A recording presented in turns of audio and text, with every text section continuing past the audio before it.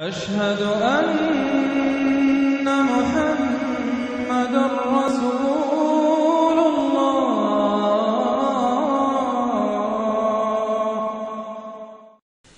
سورۃ القصص، بسم اللہ الرحمن الرحیم۔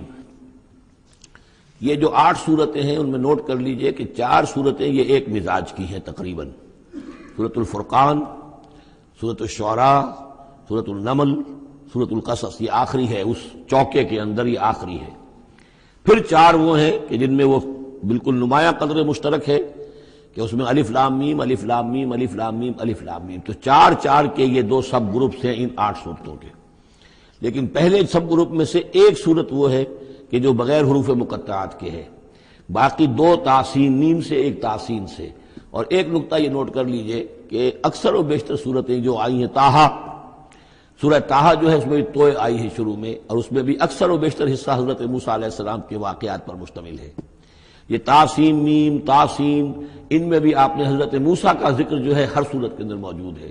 تو اس میں اشارہ کیا ہے بعض حضرات نے کہ حروف مقطعات جو ہیں ان کی ایک توجیہ یہ بھی کی گئی ہے کہ یہ جو حروف ہیں اب عربی اور عبرانی زبان کے،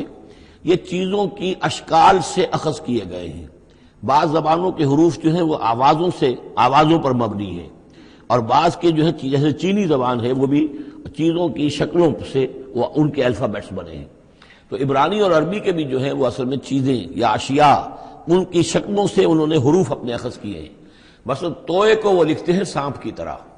وہ سانپ جو ہے اس کا وہ پھن لے کر، اگر جو ناگ جو ہے اس نے پھن اٹھایا ہوا ہے اور نیچے کنڈلی ماری ہوئی ہے، یہ توئے ہے۔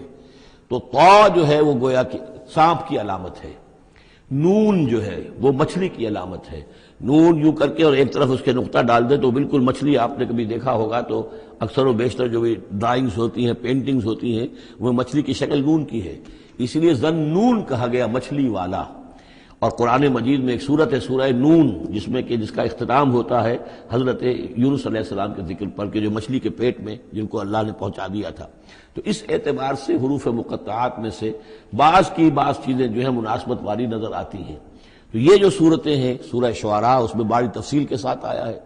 سورہ طٰہٰ میں وہ تو میں آپ کو بتا چکا ہوں کہ 8 میں سے 5 رکوع پورے حضرت موسیٰ علیہ السلام کے حالات پر ہیں۔ اسی طرح اب جو صورت یہ آ رہی ہے سورہ قصص، اس میں بھی حضرت موسیٰ علیہ السلام کے حالات اس میں ذرا اور پہلے کے ہیں۔ ہم اس سے پہلے پڑھ چکے ہیں کہ جب مدین سے واپس آ رہے تھے تو آپ کو نبوت ملی ہے،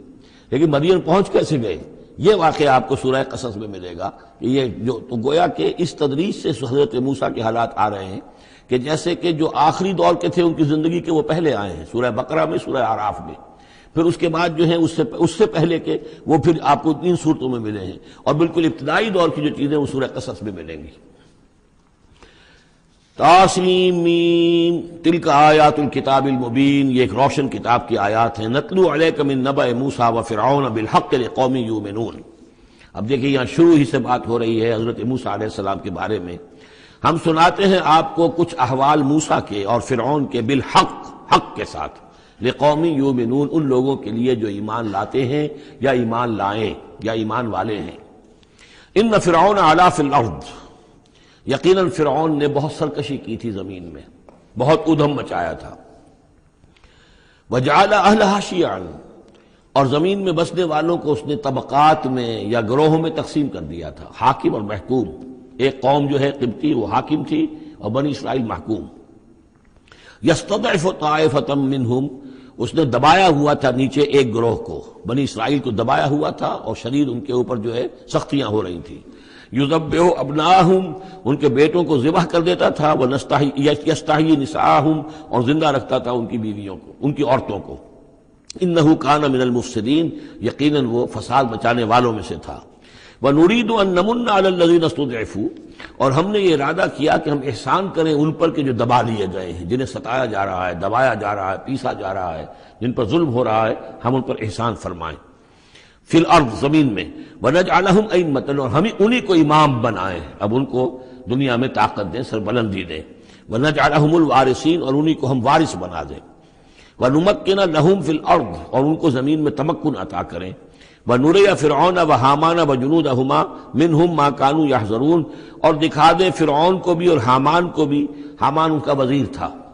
اور فرعون کو اور حامان کو وجنودہما، اور ان دونوں کے لشکروں کو، منہم ما کانوا یحذرون، جس چیز سے وہ ڈرتے تھے۔ اب ما کانوا یحذرون میں ایک تو کچھ روایات ہیں جو ہماری تفسیری جو روایات ہیں ان میں کثرت سے آ گئی ہیں، اور وہ یہ ہے کہ خواب دیکھا تھا اس نے کہ اسرائیلیوں میں ایک بیٹا پیدا ہوا ہے، فرعون نے خواب دیکھا تھا کہ جو تمہاری مملکت کو برباد کر دے گا، تمہیں ختم کر دے گا۔ اسی خواب کے بعد اس نے، جیسے کہ حضرت مسیح کے بارے میں انجیل میں یہ ہے صراحت کے ساتھ، اور اس کے بعد جو ہے وہ وہاں پہ جو بھی نوزائیدہ بچہ تھا اس کو قتل کرنے کا معاملہ شروع ہو گیا تھا۔ یہی معاملہ کہتے ہیں، لیکن قرآن میں بھی اس کا ذکر نہیں ہے اور تورات میں بھی ذکر نہیں ہے، البتہ تالمود میں اس کا ذکر موجود ہے، اور تالمود سے پھر یہ روایات جو ہیں ہماری تفسیری روایات کے اندر آ گئی ہیں۔ ما کانوا یحزنون کی ایک دوسری توجہ یہ بھی ممکن ہے کہ ہو، واللہ عالم، لیکن ایک دوسری توجہ بھی ہے کہ انہیں یہ اندیشہ ہو گیا تھا کہ یہ قوم جو ہے اب اس تیزی کے ساتھ بڑھ رہی ہے، اس کی تعداد اتنی تیزی سے بڑھ رہی ہے کہ یہ ہمارے لیے خطرہ بن سکتے ہیں۔ بالکل وہ معاملہ ہے جو آج سے کوئی 20 سال پہلے ہوا تھا ہندوستان میں، جو نسل بندی کا معاملہ تھا کہ مسلمانوں کی تعداد اتنی تیزی سے بڑھ رہی تھی کہ ہندوؤں کو یہ اندیشہ ہوا کہ ان کی تعداد جو ہے وہ آبادی اتنی تیزی سے بڑھ رہی ہے کہ ہمارے لیے یہ خطرہ بن جائیں گے، لہذا ان کو روکنے کے لیے وہ نسل بندی اور جبری نسل بندی، پھر اس میں طرح طرح کے طریقے اختیار کیے گئے۔ اسی کی وجہ سے پھر وہاں مسلمانوں نے پہلی مرتبہ کانگریس کے خلاف یعنی انتخابی مارکے کے اندر بغاوت کی تھی، جس کی وجہ سے کہ اندرا گاندھی جو ہے ہار گئی تھی۔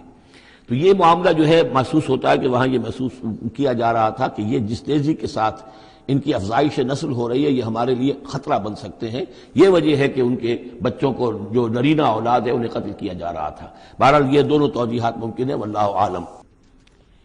وَأَوْحَيْنَا إِلَىٰ أُمِّ مُوسَىٰ أَنْ أَرْضِعِيهِ فَإِذَا خِفْتِ عَلَيْهِ فَأَلْقِيهِ فِي الْيَمِّ وَلَا تَخَافِي وَلَا تَحْزَنِي إِنَّا رَادُّوهُ إِلَيْكِ وَجَاعِلُوهُ مِنَ الْمُرْسَلِينَ صدق اللہ العظیم۔ اور ہم نے وحی کر دی موسیٰ کی والدہ کو کہ اسے دودھ پلاتی رہو، کہ کوئی تلاشی کے لیے لوگ آ رہے ہیں اور کوئی پکڑے جانے کا خوف ہے۔ فَأَلْقِيهِ فِي الْيَمِّ، تو اسے ڈال دینا دریا میں، نیل میں۔ وَلَا تَخَافِي وَلَا تَحْزَنِي، اور کوئی خوف نہ کھانا، کوئی رنجیدہ مت ہونا۔ اِنَّا رَادُّوهُ إِلَيْكَ، ہمارا وعدہ ہے کہ ہم اس بچے کو لوٹا دیں گے تمہاری طرف، تمہارے پاس واپس لے آئیں گے۔ وَجَاعِلُوهُ مِنَ الْمُرْسَلِينَ، اور اسے ہم نے بنانا ہے اپنے رسولوں میں سے۔ فَالْتَقَطَهُ آلُ فِرْعَوْنَ، تو فرعون کے گھر والوں نے اسے اٹھا لیا۔ اسی سے لفظ لقطہ بنا ہے، لقطہ کہتے ہیں کوئی چیز گری پڑی کہیں ہو اس کو اٹھا لیا جائے، تو لقطے کے احکام ہیں پھر شریعت کے اندر۔ فَالْتَقَطَهُ، اٹھا لیا اس کو آلُ فِرْعَوْنَ لِيَكُونَ لَهُمْ عَدُوًّا وَحَزَنًا، آل فرعون نے، فرعون کے گھر والوں نے اسے اٹھا لیا تاکہ وہ بن جائے ان کے لیے دشمن اور غم کا باعث۔ اس کا مطلب یہ نہیں کہ ان کا یہ ارادہ تھا، ان کو یہ معلوم تھا، بلکہ یہ نتیجہ ہے، یہ گویا کہ آخری نتیجہ جو نکلا اس کا کہ وہی بچہ جس کو انہوں نے نکالا دریائے نیل سے، بعد میں ان کے لیے وہ ایک ان کی تکلیف کا موجب بنا۔ ان فرعون و حامان و جنودہما کانوا خاطئین، یقین فرعون اور حامان اور ان کے لشکر جو ہے وہ چوک گئے، خطا کھائی۔ وقالت امرأۃ فرعون، اور کہا فرعون، یہ آنکھوں کی ٹھنڈک ہوگا یہ بچہ میرے لیے بھی اور تیرے لیے بھی۔ فرعون سے کہا اپنے شوہر سے، لا تقتلوہ، اسے قتل نہ کرو، عسیٰ ان ینفعنا، ہو سکتا ہے یہ ہمیں کوئی نفع پہنچائے، مفید ہو ہمارے لیے، اور نتخذہ ولدا، بالکل وہی الفاظ ہیں جو امرأۃ العزیز نے کہے تھے حضرت یوسف علیہ السلام کے بارے میں۔ ہو سکتا ہے کہ اس سے ہمیں کوئی فائدہ پہنچے یا ہم اسے اپنا بیٹا بنا لیں۔ وَهُمْ لَا يَشْعُرُونَ، اور انہیں اندازہ نہیں تھا کہ وہ کیا کر رہے ہیں۔ وَأَصْبَحَ فُؤَادُ أُمِّ مُوسَىٰ فَارِغًا، اور ادھر موسیٰ کی والدہ کے جذبات جو ہیں اس کے اندر ہیجان پیدا ہو گیا، ان کا دل جو ہے اڑ گیا، اڑا ہو گیا، یعنی جس کو کہتے ہیں کہ دل کے اندر 100 طرح کے ان کے وسوسے پیدا ہوئے۔ ان کادت لتبدی بہی، وہ تو اس درجے مستر ہو گئی تھی کہ شاید ظاہر ہی کر دیتی، بھانڈا ہی پھوڑ دیتی۔ لولا ان ربطنا علی قلبہا، اگر ہم نے اس کے دل کے اوپر اس کو دل کو مضبوط نہ کر دیا ہوتا، اس کو باندھ نہ دیا ہوتا، ڈھارس نہ دی ہوتی اس کے دل کو، لتکون من المؤمنین، تاکہ وہ ہو جائے ایمان والوں میں سے۔ وقالت لاختہ قصیہ، اور موسیٰ کی والدہ نے کہا اپنی بیٹی سے جو کہ بہن تھی حضرت موسیٰ کی، کہا اس کی بہن سے ذرا اس کے پیچھے پیچھے چل۔ فبصرت، وہ دیکھتی رہی، بہی اس کو، عن جنب، اجنبی ہو کر، کہ جیسے میرا کوئی تعلق نہیں ہے، لیکن یہ کہ بہرحال اتفاقاً میں بھی دریا کے کنارے جا رہی تھی، میں نے یہ دیکھا ہے کہ صندوق چلا آ رہا ہے۔ وہم لا یشعرون، انہیں اس کا احساس نہیں ہوا کہ یہ تو جان بوجھ کر پوری طریقے سے یہاں پہنچی ہے، پورے اپنے ارادے کے ساتھ۔ وحرمنا علیہ المراضع من قبل، اور ہم نے حرام کر دی تھی ان پر تمام دودھ پلانے والیاں حضرت موسیٰ پر اس سے پہلے، یعنی یہ کہ اس بہن کے پہنچنے سے پہلے پہلے انہوں نے بہت سی خواتین کو بلایا تھا جو دودھ پلا سکتی تھی اس کو، لیکن کسی کا دودھ جو ہے وہ پینا قبول نہیں کیا حضرت موسیٰ نے۔ یہ ساری چیزیں اللہ کی طرف سے ہیں، اس کی مشیت ہے، اس کی تقدیر سے ہو رہا ہے۔ وحرمنا علیہ المراضع من قبل فقالت، اب یہ پہنچی وہاں تو وہاں تو تشویش تھی، اتنا بچہ اچھا ہے، خوبصورت ہے۔ وَأَلْقَيْتُ عَلَيْكَ مَحَبَّةً مِّنِّي، یہ ہم پڑھ آئے ہیں سورہ طٰہٰ میں، ایسی مہنی صورت کے اس کے اوپر محبت کا پرتاؤ، اللہ تعالیٰ نے اپنی محبت کا پرتاؤ ڈالا۔ تو اب وہ تشویش میں تھے کہ کیا ہوگا اس کا، کون دودھ پلائے۔ ابھی میرا خیال ہے کہ فیڈرز تو ابھی ایجاد نہیں ہوئے ہوں گے کہ دودھ پلانے کا کوئی اور نظام ہو۔ قالت، تو اس نے کہا، هل ادلکم علی اہل بیت یکفلونہ لکم، تو کیا میں تمہاری رہنمائی کروں ایک گھر والوں کی طرف کہ جو اس کی کفالت کریں گے، اس کو پال دیں گے تمہارے لیے، وہم لہ ناصحون، اور وہ اس کے خیر خواہ ہیں۔ فرددناہ الی امہ کہ تقر عینہا، تو ہم نے لوٹا دیا اسے اس کی والدہ کی گود میں تاکہ اس کی آنکھیں ٹھنڈی رہیں، ولا تحزن، اور وہ رنجیدہ نہ ہو، ولتعلم ان وعد اللہ حق، اور تاکہ اس کو معلوم ہو جائے موسیٰ کو کہ اللہ کا وعدہ حق ہے، سچا ہے، جو اس نے کہا تھا کہ لوٹا دیں گے وہ لوٹا دیا۔ ولکن اکثرہم لا یعلمون، لیکن اکثر لوگ جانتے نہیں ہیں۔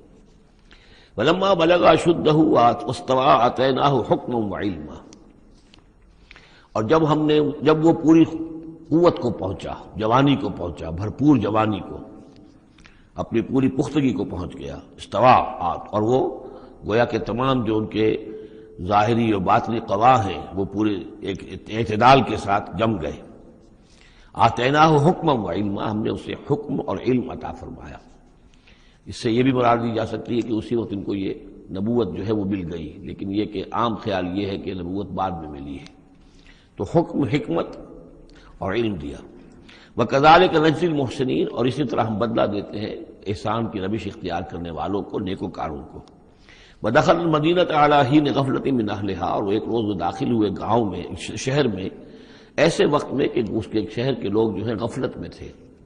اب یہ ذہن میں رکھیے یہ محل میں رہتے ہیں،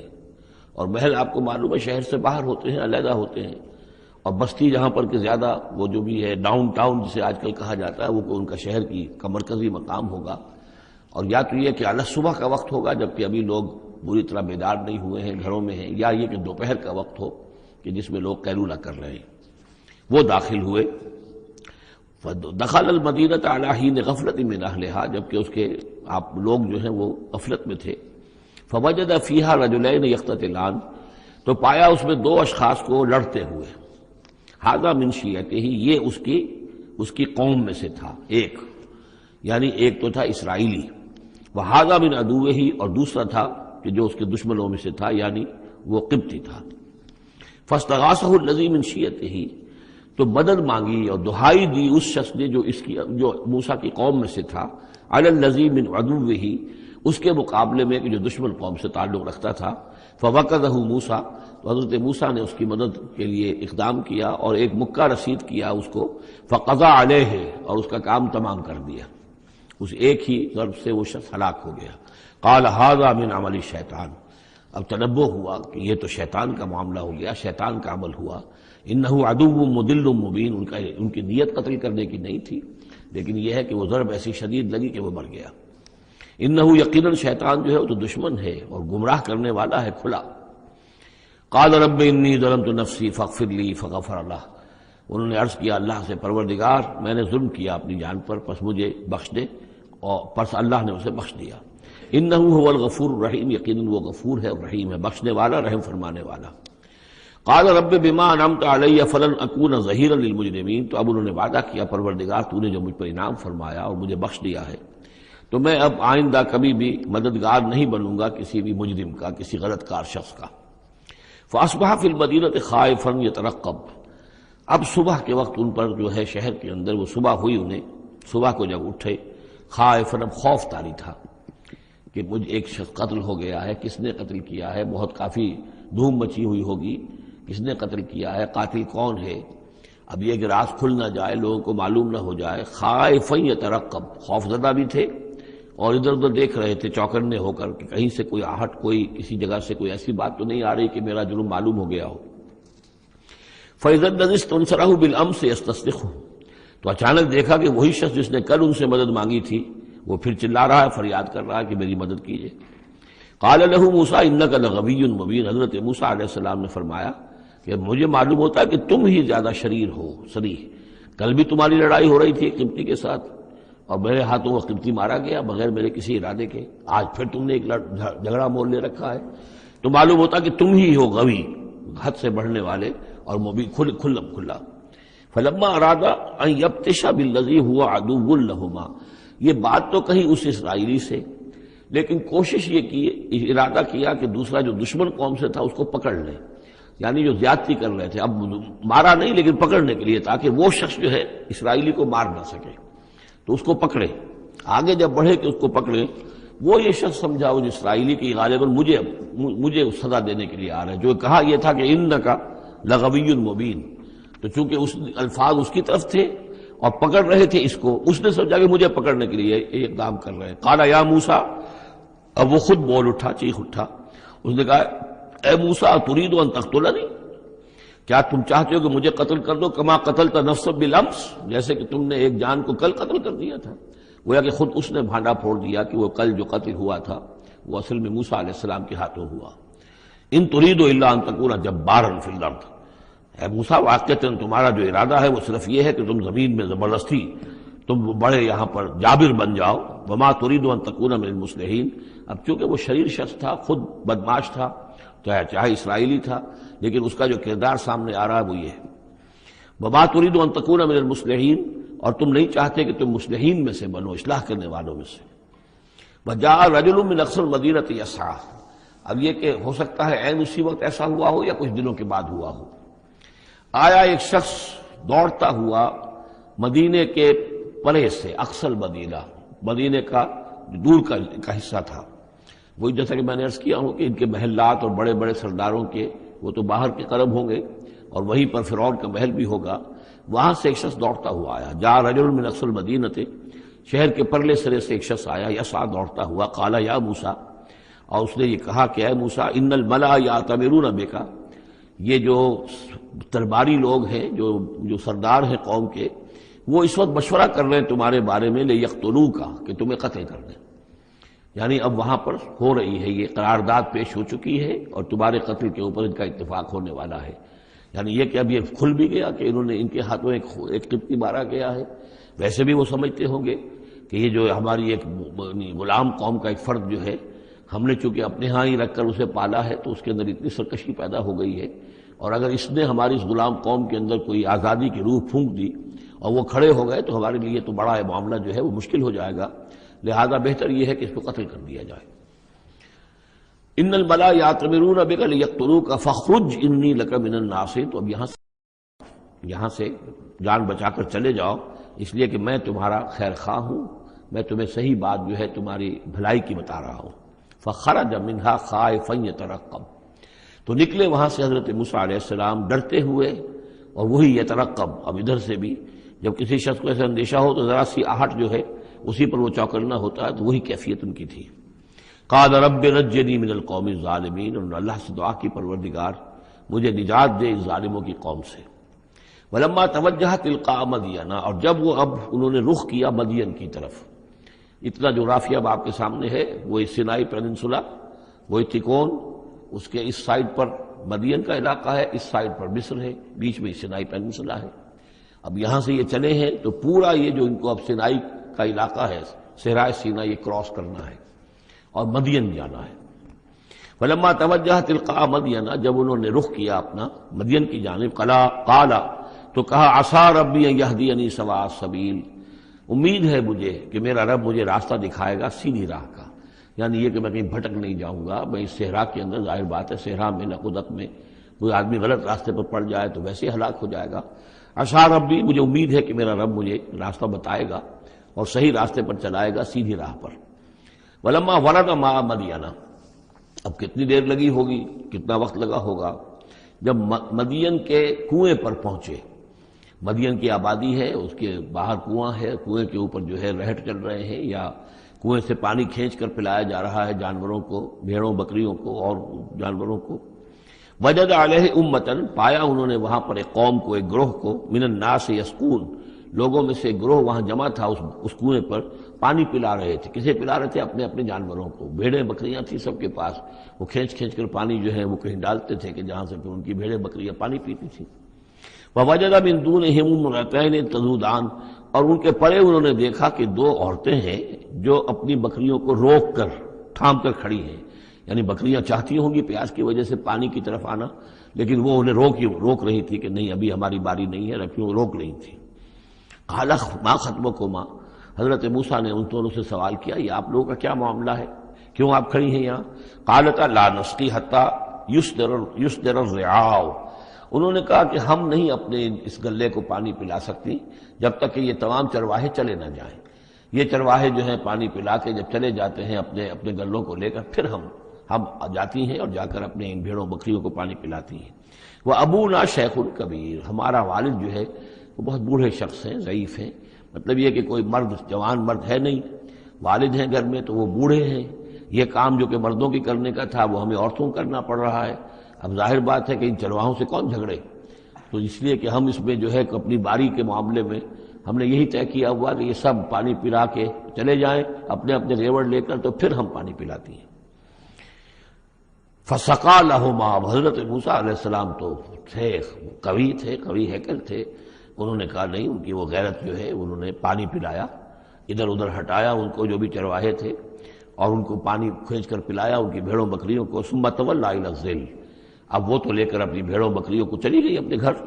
اور یہ پھر کسی سائے کی طرف انہوں نے رخ کیا، پھر مڑے ایک سائے کی طرف، کسی درخت کے سائے میں جا کر بیٹھ گئے،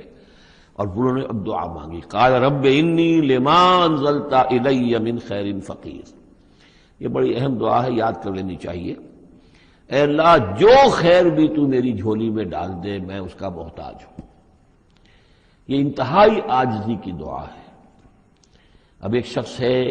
محل میں پلا بڑھا، وہاں سے نکل کے بھاگا ہے جان بچا کر، پورا سینائی پیننسلا کراس کیا ہے، کیا سختیاں جھیلی ہوں گی، اب یہاں پہنچے ہیں، کوئی جاننے والا نہیں، کوئی پہچان والا نہیں، ایک بالکل یوں سمجھیے کہ غربت کی حالت ہے۔ تو اب اس حالت میں ہوتا ہے کہ انسان، ایک تو فقیر وہ ہوتا ہے جو کہتا ہے ٹھسے کے ساتھ میں اتنے پیسے لوں گا، میں 5 روپے سے کم نہیں لوں گا۔ ایک غریب فقیر وہ ہوتا ہے، وہ کہتا ہے کہ مجھے جو بھی دے دیں، میں تو اس قدر محتاج ہوں۔ تو یہ گویا کہ انتہائی احتیاج کی کیفیت ہے۔ رب انی لما انزلت الی من خیر فقیر، پروردگار میں تو اب فقیر ہوں، جو خیر بھی تو میری جھولی میں ڈال دے، اس درجے میری حالت اب خستہ ہے۔ فجاءت احداہما تمشی علی استحیاء، اب ان 2 عورتوں میں سے 2 لڑکیوں میں سے ایک آئی اس کے پاس چلتی ہوئی شرم کے ساتھ، لجاجت کے ساتھ اور شرم کے ساتھ۔ قالت ان ابی یدعوک، اس نے کہا کہ میرے والد آپ کو بلا رہے ہیں، لیجزیک اجر ما سقیت لنا، تاکہ آپ کو بدلہ دیں، اجر دیں، آپ نے جو مشقت اٹھائی جھیلی، پانی کھینچا کنویں سے ہماری بھیڑوں بکریوں کے لیے، تو اجر ما سقیت لنا، ہمارے والد چاہتے ہیں کہ آپ کو کچھ اس کا اجر دیں۔ فلما جاءہ، جب وہ وہاں پہنچے اس کے پاس، وقص علیہ القصص، اور سارا قصہ انہیں سنایا، ساری بات سنائی، سارا بیان۔ قال لا تخف، انہوں نے کہا اب ڈرو نہیں، نجوت من القوم الظالمین، تم نجات پا چکے ہو اب ظالموں کی قوم سے، یعنی یہاں تک ان کی رسائی نہیں ہے، یہاں آرام سے رہو، کوئی تمہیں کھٹکا نہیں ہوگا، کوئی اندیشہ نہیں ہوگا۔ ان کے بارے میں اصل میں اختلاف ہے کہ بعض لوگ انہیں شعیب قرار دیتے ہیں، حضرت شعیب علیہ السلام مدین میں کیونکہ انہیں مبعوث کیا گیا، اور اسی اعتبار سے علامہ اقبال کا بھی وہ شعر ہے کہ اگر کوئی شعیب آئے میسر، شبانی سے کلیمی 2 قدم ہے، یعنی حضرت موسیٰ علیہ السلام چرواہے کی حیثیت سے حضرت شعیب کی خدمت میں رہے، 8 سال یا 10 سال ان کی خدمت گزاری کی، تو اس کے نتیجے میں ان میں وہ اوصاف پیدا ہو گئے، ان کی تربیت کے نتیجے میں کہ وہ چرواہے سے بڑھ کر کلیم بن گئے، اللہ کے کلیم بن گئے۔ تو یہ تربیت حضرت شعیب کی ہے، لیکن یہ بات غلط ہے۔ اصل میں حضرت شعیب کا معاملہ ہم پڑھ چکے ہیں کہ وہ اللہ کے رسول تھے، اور رسول اگر تو زمانہ انہی کا تھا جبکہ ابھی وہ دعوت دے رہے تھے، تب بھی وہاں رنگ کچھ اور ہونا چاہیے تھا بالکل، اور اگر وہ رسول اس وقت ہیں جبکہ قوم ختم ہو چکی ہے، اس کے بعد جو بھی اہل ایمان بچ گئے ہیں اور حضرت شعیب بچ گئے ہیں، اگر یہ اس کے بعد کا مسئلہ ہے تو ان کا جو مقام ہونا چاہیے تھا وہاں پر یہ ممکن نہیں ہے کہ ان کی بیٹیاں اس طریقے پہ پریشان ہو اور کوئی جو ہے ان کی امت میں سے کوئی ان کی خبر گیری کرنے والا نہ ہو۔ تو وہ پکچر بالکل بنتی نہیں ہے یہ۔ اور حضرت شعیب کا معاملہ جو ہے ظاہر بات ہے کہ یہ اس کے اندر فصل ہے، اگرچہ یقین کے ساتھ ہمیں معلوم نہیں۔ یہ گویا کہ بعد میں جو قوم وہاں آباد ہوئی ہے حضرت شعیب کے ساتھ، جو لوگ صاحب ایمان بچ گئے اور ان سے دوبارہ جو وہاں پر جو بھی آبادی ہوئی ہے، اس میں کچھ اچھے لوگ، ظاہر بات ہے کہ ان میں تو ابھی اچھے اثرات بھی تھے، تو ان میں سے یہ بزرگ تھے، ابھی ہو سکتا ہے 100 سال ہو چکے ہوں لیکن ابھی کچھ نہ کچھ اثرات تھے، تو یہ بزرگ آدمی، ضعیف آدمی جو ہے یہ ایک نیک آدمی تھے۔ قالت احداہما یا ابت استاجرہ، ان میں سے ایک نے کہا، بیٹیوں میں سے، لڑکیوں میں سے ایک نے، ابا جان ان کو ملازم رکھ لے، اجرت پر رکھ لے، استاجر ہو۔ یہ استاجری اور اجیری، یہ دونوں جو ہے اجیر اور مستاجر، در حقیقت یہ آجر اور اجیر وہ ہے کہ جو اجرت کے اوپر کام کرتا ہو، اور مستاجر وہ ہے جو کسی کو اجرت پر کام کرنے کے لیے رکھے۔ استاجر، مستاجر اس سے اس میں فاعل بنے گا۔ ہمارے ہاں عام طور پر غلط العام میں اجیر اور آجر کو یوں کہتے ہیں کہ آجر تو وہ ہے کہ جو کسی کو اجرت کے پر رکھے، اور اجیر وہ ہے جو اجرت پر کام کرے، حالانکہ عربی میں ان دونوں کے معنی ایک ہی ہیں، آجر اور اجیر، ایک اس میں فاعل ہے، ایک صفت مشبہ ہے، دونوں کا مفہوم ہے اجرت پر کام کرنے والا، اور جو اجرت پر کام لیتا ہے وہ مستاجر ہے۔ یا ابت استاجر ہو، ابا جان ان کو ملازم رکھ لیں۔ ان خیر من استاجرت القوی الامین، یقیناً بہترین آدمی جسے ملازم رکھا جائے وہی ہوتا ہے جو القوی ہو، طاقتور ہو۔ وہ دیکھ لیا تھا کہ حضرت موسیٰ علیہ السلام سے کوئی جو ہے وہ وہاں کے چرواہوں میں سے کسی نے الجھنے کی کوشش نہیں کی، وہ ڈر کے ادھر ادھر ہو گئے اور کسی نے جو ہے ان کو روکا نہیں۔ تو طاقت والے بھی ہیں اور امین ہیں، انہوں نے یہ مشاہدہ کر لیا تھا کہ کوئی بری نگاہ حضرت موسیٰ نے نہیں ڈالی ہوگی ان لڑکیوں پر۔ تو ظاہر بات ہے کہ اس معاملے میں تو عورت کا جو ہے احساس بہت بیدار ہوتا ہے کہ کسی مرد کی عورت کس قسم کی نگاہ جو ہے کس قسم کی ہے جو اس پر پڑ رہی ہے۔ تو اسے چونکہ ذاتی تجربہ ہو چکا تھا کہ ان کے اندر وہ امانت پوری موجود ہے اور کسی درجے میں بھی نگاہ کی خیانت بھی ان میں نہیں ہے۔ تو جس شخص کی نگاہ میں خیانت نہیں ہے وہ اور کسی معاملے میں کیا خیانت کرے گا؟ کہ قالت احداہما یا ابت استاجر ہو ان خیر من استاجرت القوی الامین، ابا جان ان کو ملازم رکھ لیجئے، اس لیے کہ ملازمت کے لیے بہترین شخص وہی ہوتا ہے جو طاقتور بھی ہو، کام کر سکے خوب، اور یہ کہ امین ہو، اعتبار کے قابل ہو۔ قال انی ارید ان انکحک احدی ابنتی ہاتین، انہوں نے کہا وہ صاحب جو بزرگ ہیں شیخ مدین کہ میں یہ ارادہ رکھتا ہوں، میرا خیال ہے کہ اپنی بیٹیوں میں سے ایک کو تمہارے نکاح میں دے دوں اے موسیٰ، علی ان تأجرنی 8 حجج، لیکن اس پر کہ تم 8 سال تک میرے ہاں اجرت پر کام کرو، میری ملازمت کرو۔ یہ جو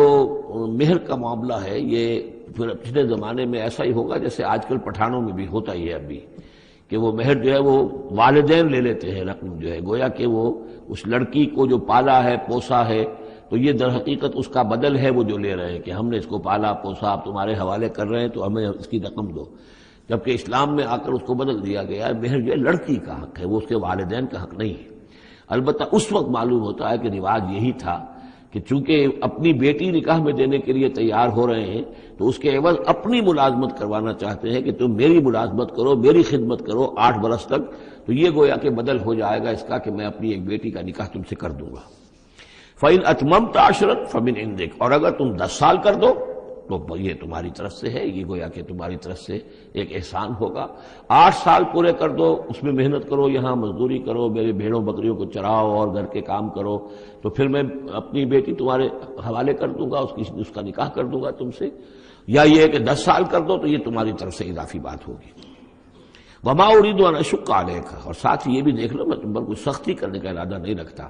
یعنی تمہیں جو ملازم رکھ رہا ہوں تو ایسا نہیں کہ بہت بھاری کام تم پر ڈالوں گا، میں تمہیں مشقت میں ڈالنا نہیں چاہتا۔ ستجدنی انشاءاللہ من الصالحین، تم انشاءاللہ مجھے پاؤ گے کہ میں نیک انسان ہوں، صحیح ہوں، راست باز ہوں، اور جو معاملہ ہے معاملے کا کھرا آدمی ہوں۔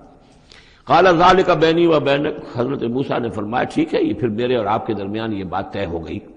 ایما الاجلین قضیت، ان دونوں مدتوں میں سے جو بھی میں پوری کر دوں۔ 10 سال کا آپ تقاضا نہیں کر سکتے، تقاضا 8 سال کا ہوگا، ویسے یہ کہ میں چاہوں تو 10 سال پورے کر دوں، لیکن وہ میری آپشن پر ہوگا۔ ایما الاجلین قضیت فلا عدوان علی، پھر مجھ پر کوئی زیادتی نہ ہو۔ واللہ علی ما نقول وکیل، اور جو کچھ ہم کہہ رہے ہیں اللہ اس پر وکیل ہے، اللہ ہی اس کا ذمہ دار ہے۔ فلما قضا موسیٰ الاجل، جب موسیٰ نے وہ مدت پوری کر دی، وسارا باہلہ، اب وہ اپنے گھر والوں کو لے کر چلے، اب مصر کی طرف واپس لوٹ رہے ہیں کہ اب اتنا عرصہ بیت گیا ہے، 10 سال ہو گئے یا 8 سال ہو گئے یا 9 سال ہو گئے، اب بہرحال وہ معاملہ بھی ٹھنڈا پڑ چکا ہوگا، وہاں پر قتل وغیرہ کا کیا حالات وہاں ہوئے یہ بھی معلوم نہیں ہے۔ بہرحال وہ چلے ہیں واپس، سارا باہلہ لے کر چلے اپنے گھر والوں کو، یعنی اپنی اہلیہ کو۔ آنس من جانب طور نارا، انہوں نے پہاڑ کے ایک طرف ایک سائڈ پر طور کے انہوں نے آگ دیکھی۔ قال لأہلہم کثوا، انہوں نے کہا اپنے گھر والوں سے کہ ذرا یہاں انتظار کرو، ٹھہرو، انی آنست نارا، میں نے آگ دیکھی ہے، لعلی آتیکم منہا بخبر، ہو سکتا ہے کہ میں وہاں سے یہاں جاؤں اور وہاں سے کوئی خبر لے کر آؤں، یعنی یہ کہ راستے کے بارے میں معلومات صحیح کہ کہیں ہم بھٹک تو نہیں گئے، ہم کدھر جا رہے ہیں۔ او جذوۃ من النار، یا پھر میں آگ کا ایک انگارہ لے آؤں وہاں سے، لعلکم تصطلون، تاکہ اس سرد رات میں یہاں ہم آگ جلا لیں، اور یہ کہ اس سے کہ آپ لوگ جو ہیں وہ سینک سکیں۔ فلما اتاها نودی من شاطئ الوادی الایمن فی البقعۃ المبارکۃ من الشجرۃ، تو جب وہ وہاں پہنچے تو ندا آئی، میدان کے داہنے کنارے، جو برکت والا میدان تھا اس کے داہنے کنارے سے ایک خاص جھنڈ میں سے آواز آئی، مبارکہ، کہ جو بہت برکت والا تھا، من الشجرۃ، شجر کے درخت کے جھنڈ میں، ان یا موسیٰ انی انا اللہ رب العالمین، کہ اے موسیٰ میں اللہ ہوں تمام جہانوں کا پروردگار۔ وان الق عصاک، اور یہ ابھی ہم پڑھ چکے ہیں کئی مرتبہ یہ چیزیں،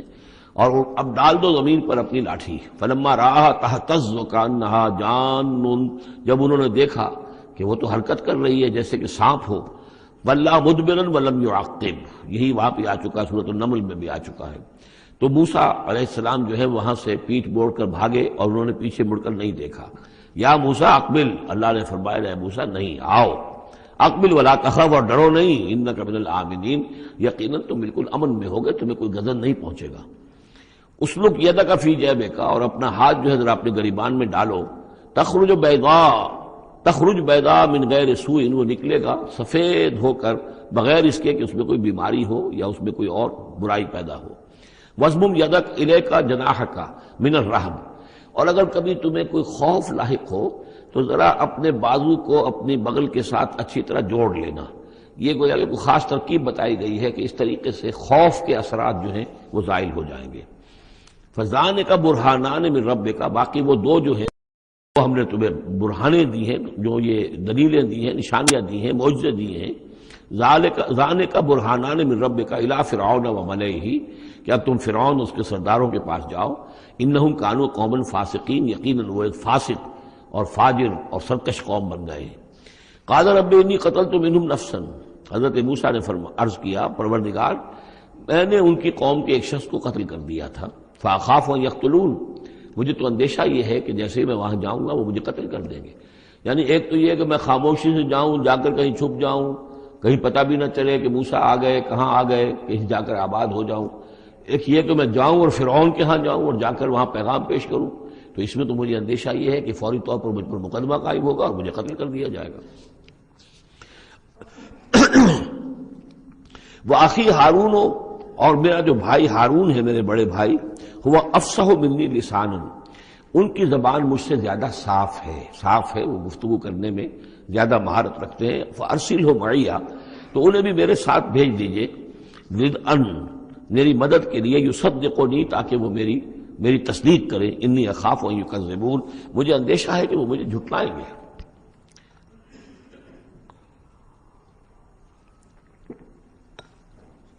قال سنشد عضدک باخیک، اللہ تعالیٰ نے فرمایا ٹھیک ہے ہم تمہارے بازو کو مضبوط کریں گے تمہارے بھائی کے ذریعے سے۔ وَنَجْعَلُ لَكُمَا سُلْطَانًا، اور ہم تمہارے لیے دونوں کے لیے ایسا روب تمہارے اندر پیدا کر دیں گے، فَلَا يَصِلُونَ إِلَيْكُمَا، کہ وہ تمہاری طرف آگے بڑھ نہیں سکیں گے، تمہاری طرف تمہیں ہاتھ نہیں لگا سکیں گے۔ یعنی یہ بھی جیسے کہ ایک وقت میں ہم نے تمہارے چہرے پر ایسی محبت کا پرتو ڈال دیا تھا کہ کوئی آپ کو قتل نہیں کر سکا، اسی طریقے سے اب ہم ایک ایسا روب جو ہے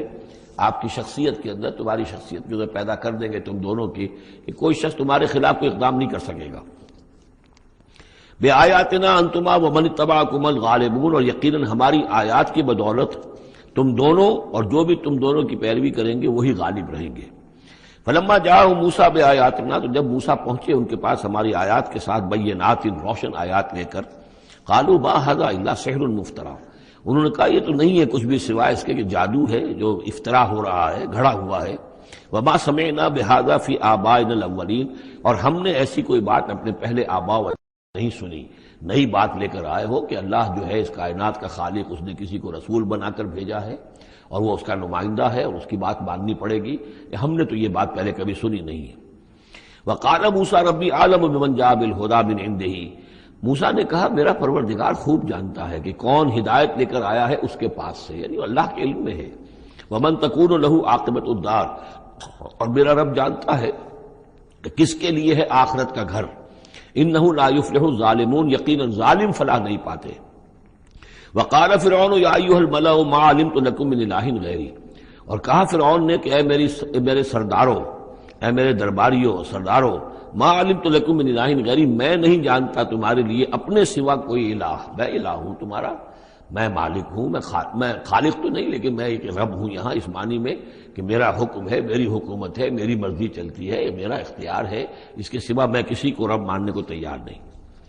کوئی الہ ماننے کو تیار نہیں۔ ما علمت لکم من الہ غیری فاوقد لی یا حامان، تو اے حامان ذرا آگ دے، بھٹا جو ہے اینٹوں کا، اس میں جو تین جو گارے کی اینٹیں ہیں ان کو ذرا پکاؤ بھٹے کے اندر، آگ لگاؤ۔ فاجعل لی صرحا، اور پھر میرے لیے ایک بہت بڑی عمارت بناؤ۔ لعلی اطلع الی الہ موسیٰ، یہ موسیٰ جو کہتا کہ اللہ ہے اور وہ آسمانوں پر ہے، تو میں ذرا اونچا ہو کر دیکھوں تو صحیح، جھانکوں تو صحیح آسمانوں میں، ایک ایسی اونچی عمارت کے اوپر چڑھ کر کہ میں دیکھوں کہ میں موسیٰ کے الہ کو میں جھانکنے کی کوشش کروں۔ وَإِنِّي لَأَظُنُّهُ مِنَ الْكَاذِبِينَ، اور میں تو سمجھتا ہوں کہ وہ جھوٹ بول رہا ہے۔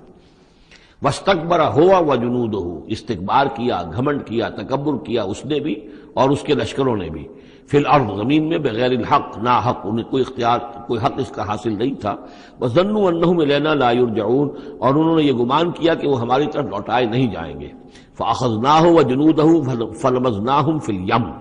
تو ہم نے پکڑا اس کو اور اس کے لشکروں کو اور ہم نے ان کو پھینک دیا پھر سمندر میں۔ فانظر کیف کان عاقبۃ الظالمین، تو دیکھو کیسا انجام ہوا ظالموں کا۔ وجعلناہم ائمۃ یدعون الی النار، اور ہم نے انہیں بنا دیا امام کہ جو لوگوں کو آگ کی طرف بلانے والے تھے، یعنی فرعون اور اس کے درباری لوگوں کو آگ کی طرف بلانے والے بن گئے۔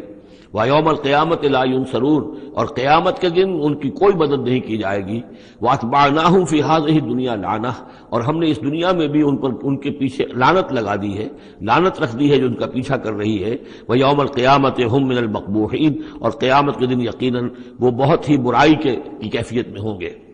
وَلَقَدْ آتَيْنَا مُوسَى الْكِتَابَ مِن بَعْدِ مَا أَهْلَكْنَا الْقُرُونَ الْأُولَىٰ، اور ہم نے موسیٰ کو کتاب عطا فرمائی اس کے بعد کہ ہم نے پہلی جماعتوں کو ہلاک کر دیا تھا۔ بصائر للناس، ہم نے یہ کتاب دی ہے سجھانے کے لیے، آنکھیں کھولنے کے لیے لوگوں کی، وہدن، اور رہنمائی دینے والی، ورحمتن، اور رحمت، لعلہم یتذکرون، تاکہ وہ یاد رکھیں، نصیحت اخذ کریں، ہوش کریں، دھیان دیں۔ وما کنت بجانب الغربی اذ قضینا الی موسیٰ الامر، اور اے نبی آپ تو اس پہاڑ کے غربی جانب نہیں تھے اس وقت جبکہ ہم نے موسیٰ کو اپنے حکم دیا، بھیجا حکم، جب موسیٰ سے ہماری گفتگو ہوئی، مکالمہ ہوا، اور ہم نے موسیٰ کو رسالت پر فائز کر کے حکم دیا کہ جاؤ۔ وما کنت من الشاہدین، آپ تو وہاں موجود نہیں تھے، آپ نہیں دیکھ رہے تھے یہ سب کچھ۔ ولکننا انشأنا قرونا، لیکن ہم نے پھر بہت سی نسلیں پیدا کی، بہت سی قومیں پیدا ہو گئیں۔ فتطاول علیہم العمر، لیکن ان کے اوپر ایک لمبی عمر بیت گئی ہے، یعنی یہ لوگ جو ہیں جو مکے والے ہیں، چونکہ یہ واقف نہیں ہے نبوت اور رسالت کے تصورات سے، اس لیے ان کے لیے بڑا یہ اچنبے کی بات ہے جو آپ کے بارے میں سوچ رہے ہیں۔ لیکن اگر غور کریں یہ ساری خبریں جو ہیں آپ کو کہاں سے مل رہی ہیں؟ ظاہر بات ہے کہ آپ تو وہاں نہیں تھے۔ وما کنت ساویا فی اہل مدین، نہ ہی آپ اہل مدین میں آباد تھے اس وقت، تتلو علیہم آیاتنا، کہ اس وقت آپ موجود ہوں مدین میں جب وہ ماجرا ہوا اور حضرت موسیٰ وہاں پہنچے اور پھر وہ اس شیخ مدین کے گھر میں رہے ہیں، آپ تو ان چیزوں سے واقف نہیں تھے.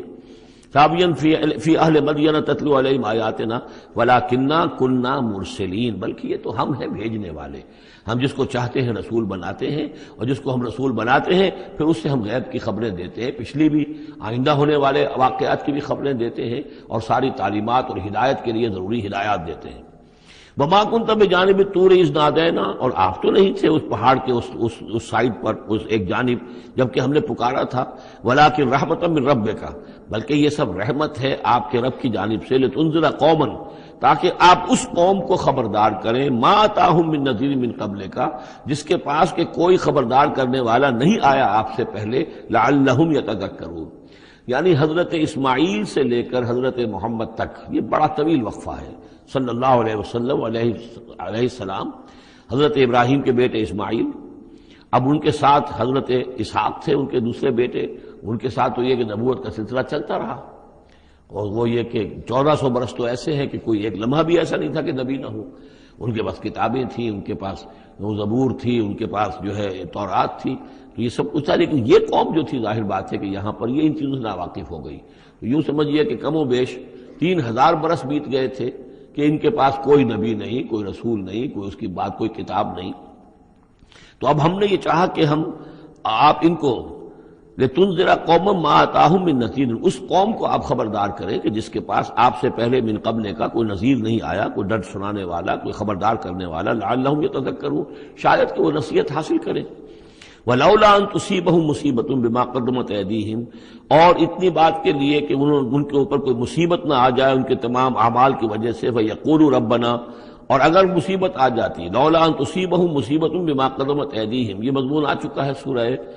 طٰہٰ میں بھی، کہ اگر رسول بھیجے بغیر ہماری طرف سے عذاب آ جاتا تو یہ عذر کرتے کہ صاحب ہمیں متنبع نہیں کیا گیا، ہمیں خبردار نہیں کیا گیا، ہم پر اتمام حجت نہیں کیا گیا، عذاب کیسے آ گیا. وَلَوْلَا أَن تُصِيبَهُم مُّصِيبَةٌ بِمَا قَدَّمَتْ أَيْدِيهِمْ فَيَقُولُوا رَبَّنَا لَوْلَا أَرْسَلْتَ إِلَيْنَا رَسُولًا، اگر کوئی مصیبت ان پر آ جاتی اس سے پہلے ان کے اپنے ہاتھوں کے کرتوتوں کی وجہ سے، تو یہ کہتے کہ پروردگار کیوں نہ تم نے بھیج دیا ہماری طرف کوئی رسول. فَنَتَّبِعَ آيَاتِكَ، کہ تو ہم تیری آیات کی پیروی کرتے. وَنَكُونَ مِنَ الْمُؤْمِنِينَ، اور ہم تو ہو جاتے ایمان لانے والوں میں سے. فَلَمَّا جَاءَهُمُ الْحَقُّ مِنْ عِندِنَا، لیکن جب ان کے پاس آیا ہے یہ حق ہمارے پاس سے، قالوا لولا اوتي مثل ما اوتي موسیٰ، اب یہ کہہ رہے ہیں کہ کیوں نہیں دیا گیا ان کو جیسا کہ دیا گیا تھا موسیٰ کو. یعنی موسیٰ کو عصا دیا گیا، موسیٰ کو وہ ید بیضا دیا گیا، موسیٰ کو تورات لکھی ہوئی جو ہے وہ پتھر کی تختیوں پر دی گئی. لولا اوتي مثل ما اوتي موسیٰ، کیوں نہیں دیا گیا اس کو وہی کچھ اسی طرح کی چیزیں جو دی گئی تھی موسیٰ کو. اولم یکفروا بما اوتي موسیٰ من قبل، تو جو کچھ موسیٰ کو دیا گیا تھا پہلے، کیا اس کے ساتھ لوگوں نے کفر نہیں کیا تھا؟ کیا ان آیات کو دیکھ کر فرعون ایمان لے آیا تھا؟ کیا اس کی پوری قوم ایمان لے آئی تھی؟ کیا وہ ہلاک نہیں ہو گئے تھے؟ قالوا سحران تظاہرا، انہوں نے یہ کہا کہ یہ تو دو جادو ہیں، دو جادو ہیں جنہوں نے آپس میں ایکا کر لیا ہے. ایک تو یہ کہ اس سے خیال ہوتا ہے کہ اس سے مراد یہ ہے کہ حضرت موسیٰ اور حضرت ہارون دونوں کو سحران، یعنی ساحر کی بجائے کہا گیا یہ مجسم سحر ہیں، یہ دو سحر ہیں جنہوں نے گٹھ جوڑ کر لیا ہے ہمارے خلاف. لیکن یہ کہ اصل میں دوسری رائے یہ ہے کہ یہ اصل میں اب قول ہے مکے والوں کا، کہ وہ یہ کہہ رہے ہیں کہ یہ دو جادو ہیں. جادو کون سے ہیں؟ ایک یہ قرآن جو محمد ہمارے سامنے پیش کر رہے ہیں، اور ایک تورات کہ جو اس سے پہلے موجود ہے. یہ دو جادو ہیں اور ان کا آپس میں گٹھ جوڑ ہے، اور یہ لوگ ایک دوسرے کی تائید کر رہے ہیں. قرآن جو ہے تائید کر رہا ہے تورات کی، موسیٰ کی، اور وہ موسیٰ اور ان کی کتاب جو ہے اس میں نشانیاں ہیں اور پیشن گوئیاں ہیں قرآن کی اور محمد کی صلی اللہ علیہ وسلم. تو سحران تظاہرا وقالوا انا بکل کافرون، ان کا کہ ہم تو دونوں کے انکار کر رہے ہیں، ہم نہ تورات کو مانتے ہیں اور نہ قرآن کو مانتے ہیں. قل فاتوا بکتاب من اللہ هو اہدی منہما، اب یہاں وہ بات بالکل واضح ہو گئی، یہاں مراد دو کتابیں ہیں. تو اے نبی ان سے یہ کہیے اچھا پھر کوئی اور کتاب لاؤ جو اللہ کی طرف سے آئی ہو، جو ان دونوں سے زیادہ ہدایت دینے والی ہو. اگر تورات کو بھی تم نہیں مانتے، اگر تم قرآن کو بھی نہیں مانتے، تو لاؤ نہ کوئی اور کتاب کوئی اللہ نے نازل کی ہو جو ان دونوں سے اہدا ہو، زیادہ ہدایت والی ہو. اہدا منہما اتبعہ، میں اس کی پیروی کروں گا ان کنتم صادقین، اگر تم سچے ہو. یعنی یہ بات نوٹ کر لیجئے، یہ ایسی ہے جیسے ایک جگہ آیا ہے قل ان کان للرحمن ولد فانا اول العابدین، آگے چل کر آ جائے گی یہ آیت کہ اگر رحمان کا واقعی کوئی بیٹا ہوتا تو سب سے پہلے میں پوچھتا اس کو، جب میں رحمان کی بندگی کرتا ہوں، رحمان کی پرستش کرتا ہوں، رحمان کو پوچھتا ہوں، تو اگر واقعی اس کا کوئی بیٹا ہوتا تو میں کیوں نہ پوچھتا۔ اسی طریقے سے اگر کوئی اور کتاب ہوتی تورات اور قرآن سے بڑھ کر ہدایت دینے والی تو میں اس کی پیروی کروں گا۔ میرے اندر تو کوئی عصبیت نہیں ہے کہ کسی ایک ہی چیز کو لے کر میں بیٹھ رہا ہوں، جو بھی اللہ کی طرف سے ہدایت نامہ آئے۔ فَإِن لَّمْ يَسْتَجِيبُوا لَكَ، تو اے نبی اگر یہ لوگ پھر آپ کی بات کو قبول نہ کریں، آپ کی اس دلیل کو تسلیم نہ کریں، فَاعْلَمْ، تو جان لیجئے انما یتبعون اہواءہم، کہ یہ لوگ صرف پیروی کر رہے ہیں اپنی خواہشات کی۔ ومن اضل ممن اتبع ہواہ، اور اس شخص سے بڑھ کر گمراہ اور بھٹکا ہوا کون ہوگا جو اپنی خواہش نفس کی پیروی کر رہا ہو، بغیر ہدی من اللہ، بغیر اس کے کہ اس کے پاس اللہ کی طرف سے کوئی ہدایت نامہ ہو، اللہ کی طرف سے کوئی ہدایت اور رہنمائی ہو۔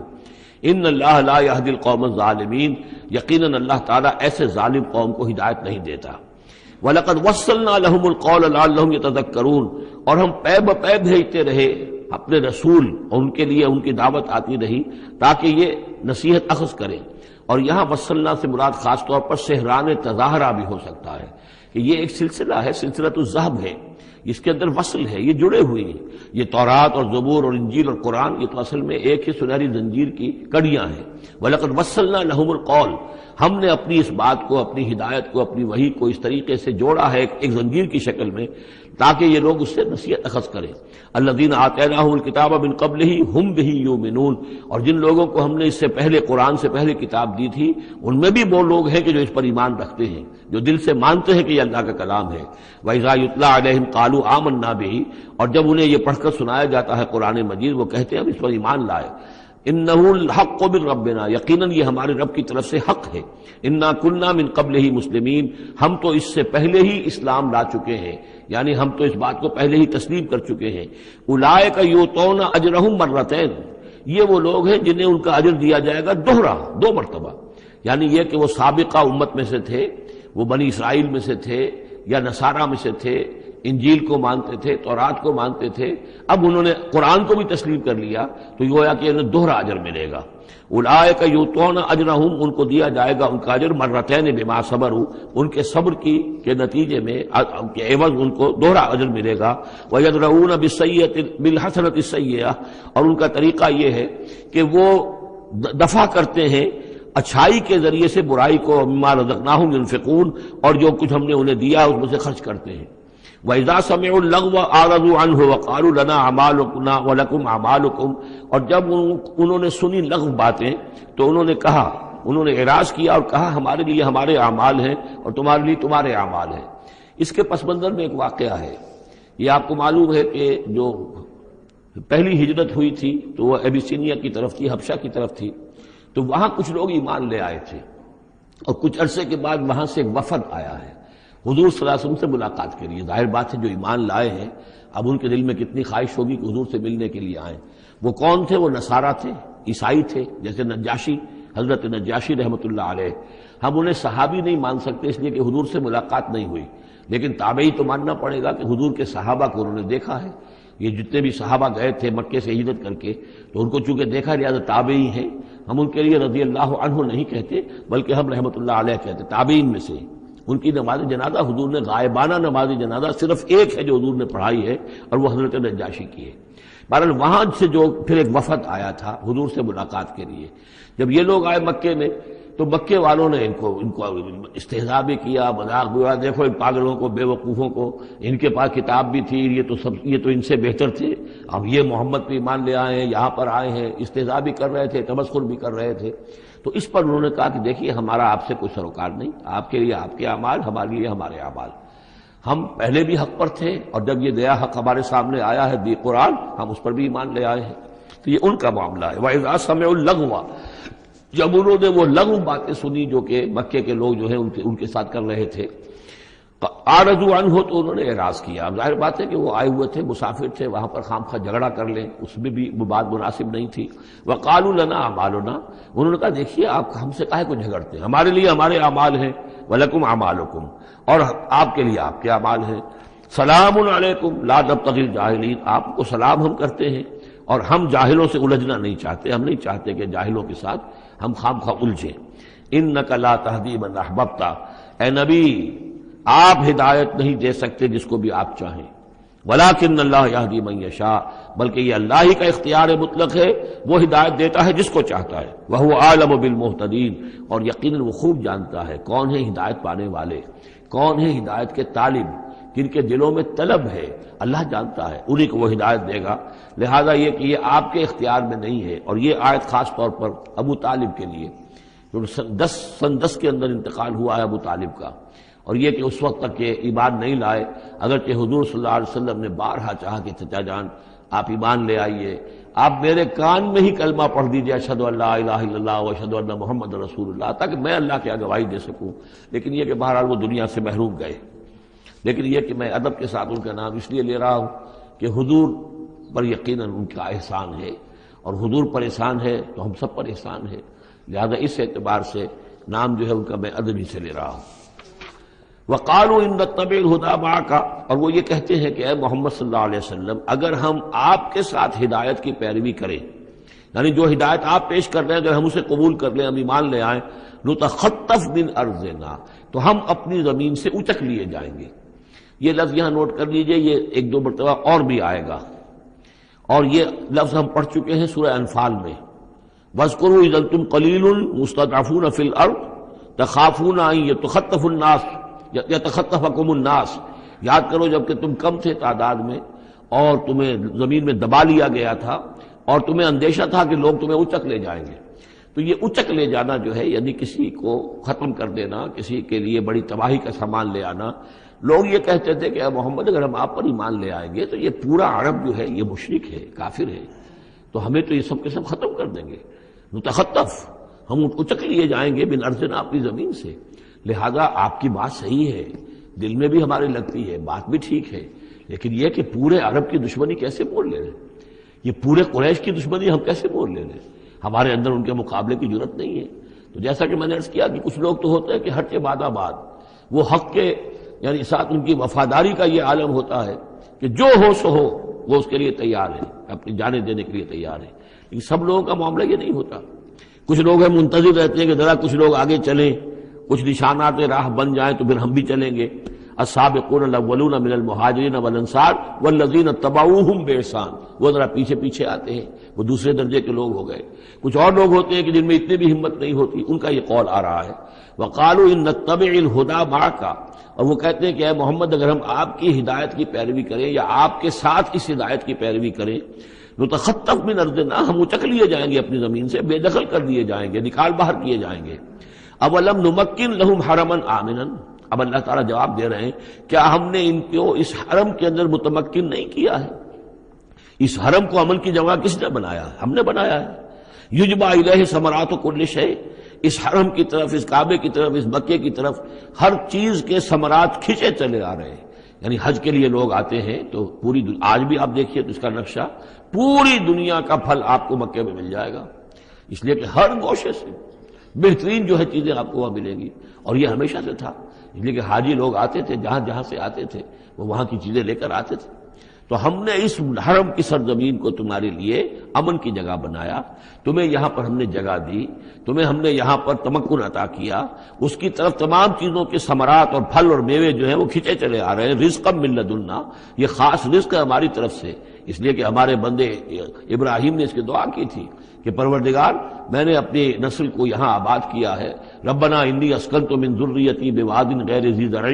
عند بیتک المحرم ربنا لیقیموا الصلاۃ فاجعل افئدۃ الناس تہوی الیہم وارزقہم من الثمرات۔ اب ان کو جو ہے میووں کی شکل میں رزق پہنچا تو ہم پہنچا رہے ہیں، ولکن اکثرہم لا یعلمون، لیکن ان کی اکثریت علم نہیں رکھتی۔ وکم اہلکنا من قریۃ بطرت معیشتھا، اور کتنی ہی بستیوں کو ہم نے ہلاک کیا ہے، کتنے ہی شہروں کو کہ جس کی معیشت جو ہے وہ بڑی اتراتی تھی اپنی معیشت پر، ہماری تجارت، ہمارا یہاں کا معاملہ، ہمارا یہاں کا معاشی نظام بڑا مستحکم ہے، ان کو اندر بڑی اس کے اندر جو ہے گھمنڈ پیدا ہو گیا تھا، لیکن یہ کہ پھر وہ بستیاں ہلاک ہو کر رہ گئیں۔ فَتِلْكَ مَسَاكِنُهُمْ لَمْ تُسْكَنْ مِنْ بَعْدِهِمْ إِلَّا قَلِيلًا، تو دیکھ لو اب ان کے مسکن، ان کے کھنڈرات موجود ہیں کہ ان کے بعد اس میں رہنے والے نہیں ہوئے ان میں رہنے والے اس کے بعد مگر بہت تھوڑے سے. وَكُنَّا نَحْنُ الْوَارِثِينَ اور ہم ہی ہوئے وارث، پوری زمین کے وارث تو ہم ہی ہیں. وَمَا كَانَ رَبُّكَ مُهْلِكَ الْقُرَىٰ، یہ وہ بات اب دوبارہ آ گئی جو سورہ بنی اسرائیل میں آئی تھی. وَمَا كُنَّا مُعَذِّبِينَ حَتَّىٰ نَبْعَثَ رَسُولًا، ہم عذاب نہیں بھیجتے رہے ہیں جب تک کہ رسول کی بعثت نہ کر دیں. رسول آئے، حق کا حق ہونا واضح کر دے، حق کو مبرہن کر دے، حجت قائم کر دے، پھر عذاب آتا تھا، اگر اس کے باوجود وہ قوم اپنے کفر پر اڑی رہتی تھی. وما کان ربک مہلک القریٰ، اور نہیں ہے آپ کا پروردگار ایسا کہ وہ بستیوں کو غارت کر دے اور برباد کر دے. حتیٰ یبعث فی امہا رسولا، یہاں اب اس لفظ کا اضافہ ہو گیا، جب تک کہ ان بستیوں کی مرکزی بستی میں کسی رسول کو نہ بھیج دے. اس لیے کہ ظاہر بات ہے کہ ایک ایک گاؤں، ایک ایک بستی، ایک ایک شہر میں تو ممکن نہیں ہے. ہر ملک جو ہے اس کا ایک دائرہ ہوتا ہے، اور اس دائرے کے اندر جو ہے ایک شہر جو بڑا مرکزی اہمیت کا حامل ہوتا ہے. تو اس امہا جو اس کا مرکزی شہر ہو، اس کے اندر جب تک ہم رسول کا نہ بھیج دیں. اور رسول کیا کرتا تھا؟ یتلو علیہم آیاتنا، جو تلاوت کرتا تھا، سناتا تھا انہیں ہماری آیات. وما کنا مہلک القریٰ الا واہلھا ظالمون، اور ہرگز ہم نہیں تھے بستیوں کو ہلاک کرنے والے مگر اس بنا پر کہ اس کے رہنے والے اس میں جو آباد تھے وہ ظالم تھے، گناہگار تھے، مشرک تھے اور کافر تھے. وما اوتیتم من شیء فمتاع الحیات الدنیا،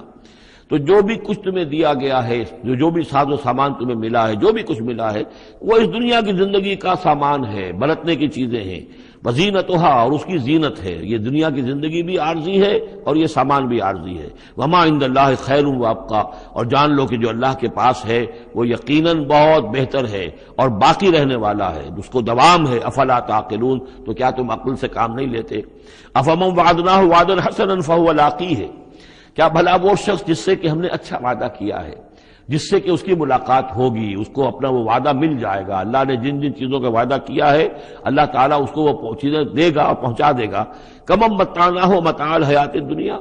کیا وہ اس جیسا ہو جائے گا جس سے ہم نے دنیا کی زندگی کا ساز و سامان دے دیا. ثم ہوا یوم القیامت من المحضرین، پھر وہ قیامت کے دن گرفتار ہو کر آ جائے. تو ایک وہ آدمی ہے کہ جو اللہ تعالیٰ کی رحمت کے سائے میں ہوں گے قیامت میں اور آخرت میں. اور ایک یہ کہ دنیا میں تو کچھ مزے کر لیے ہیں، گلچھرے اڑا لیے ہیں، عیش کر لیے ہیں، کوئی وہ چلت پھرت ان کی ہو گئی ہے، ان کی شہرتیں بھی ہو گئیں اور ان کے پاس کچھ عارضی طور پر کچھ اختیارات بھی آ گئے. لیکن پھر قیامت کے دن جو ہے وہ گرفتار ہو کر لائے جائیں گے بیڑیاں پہنائے ہوئے.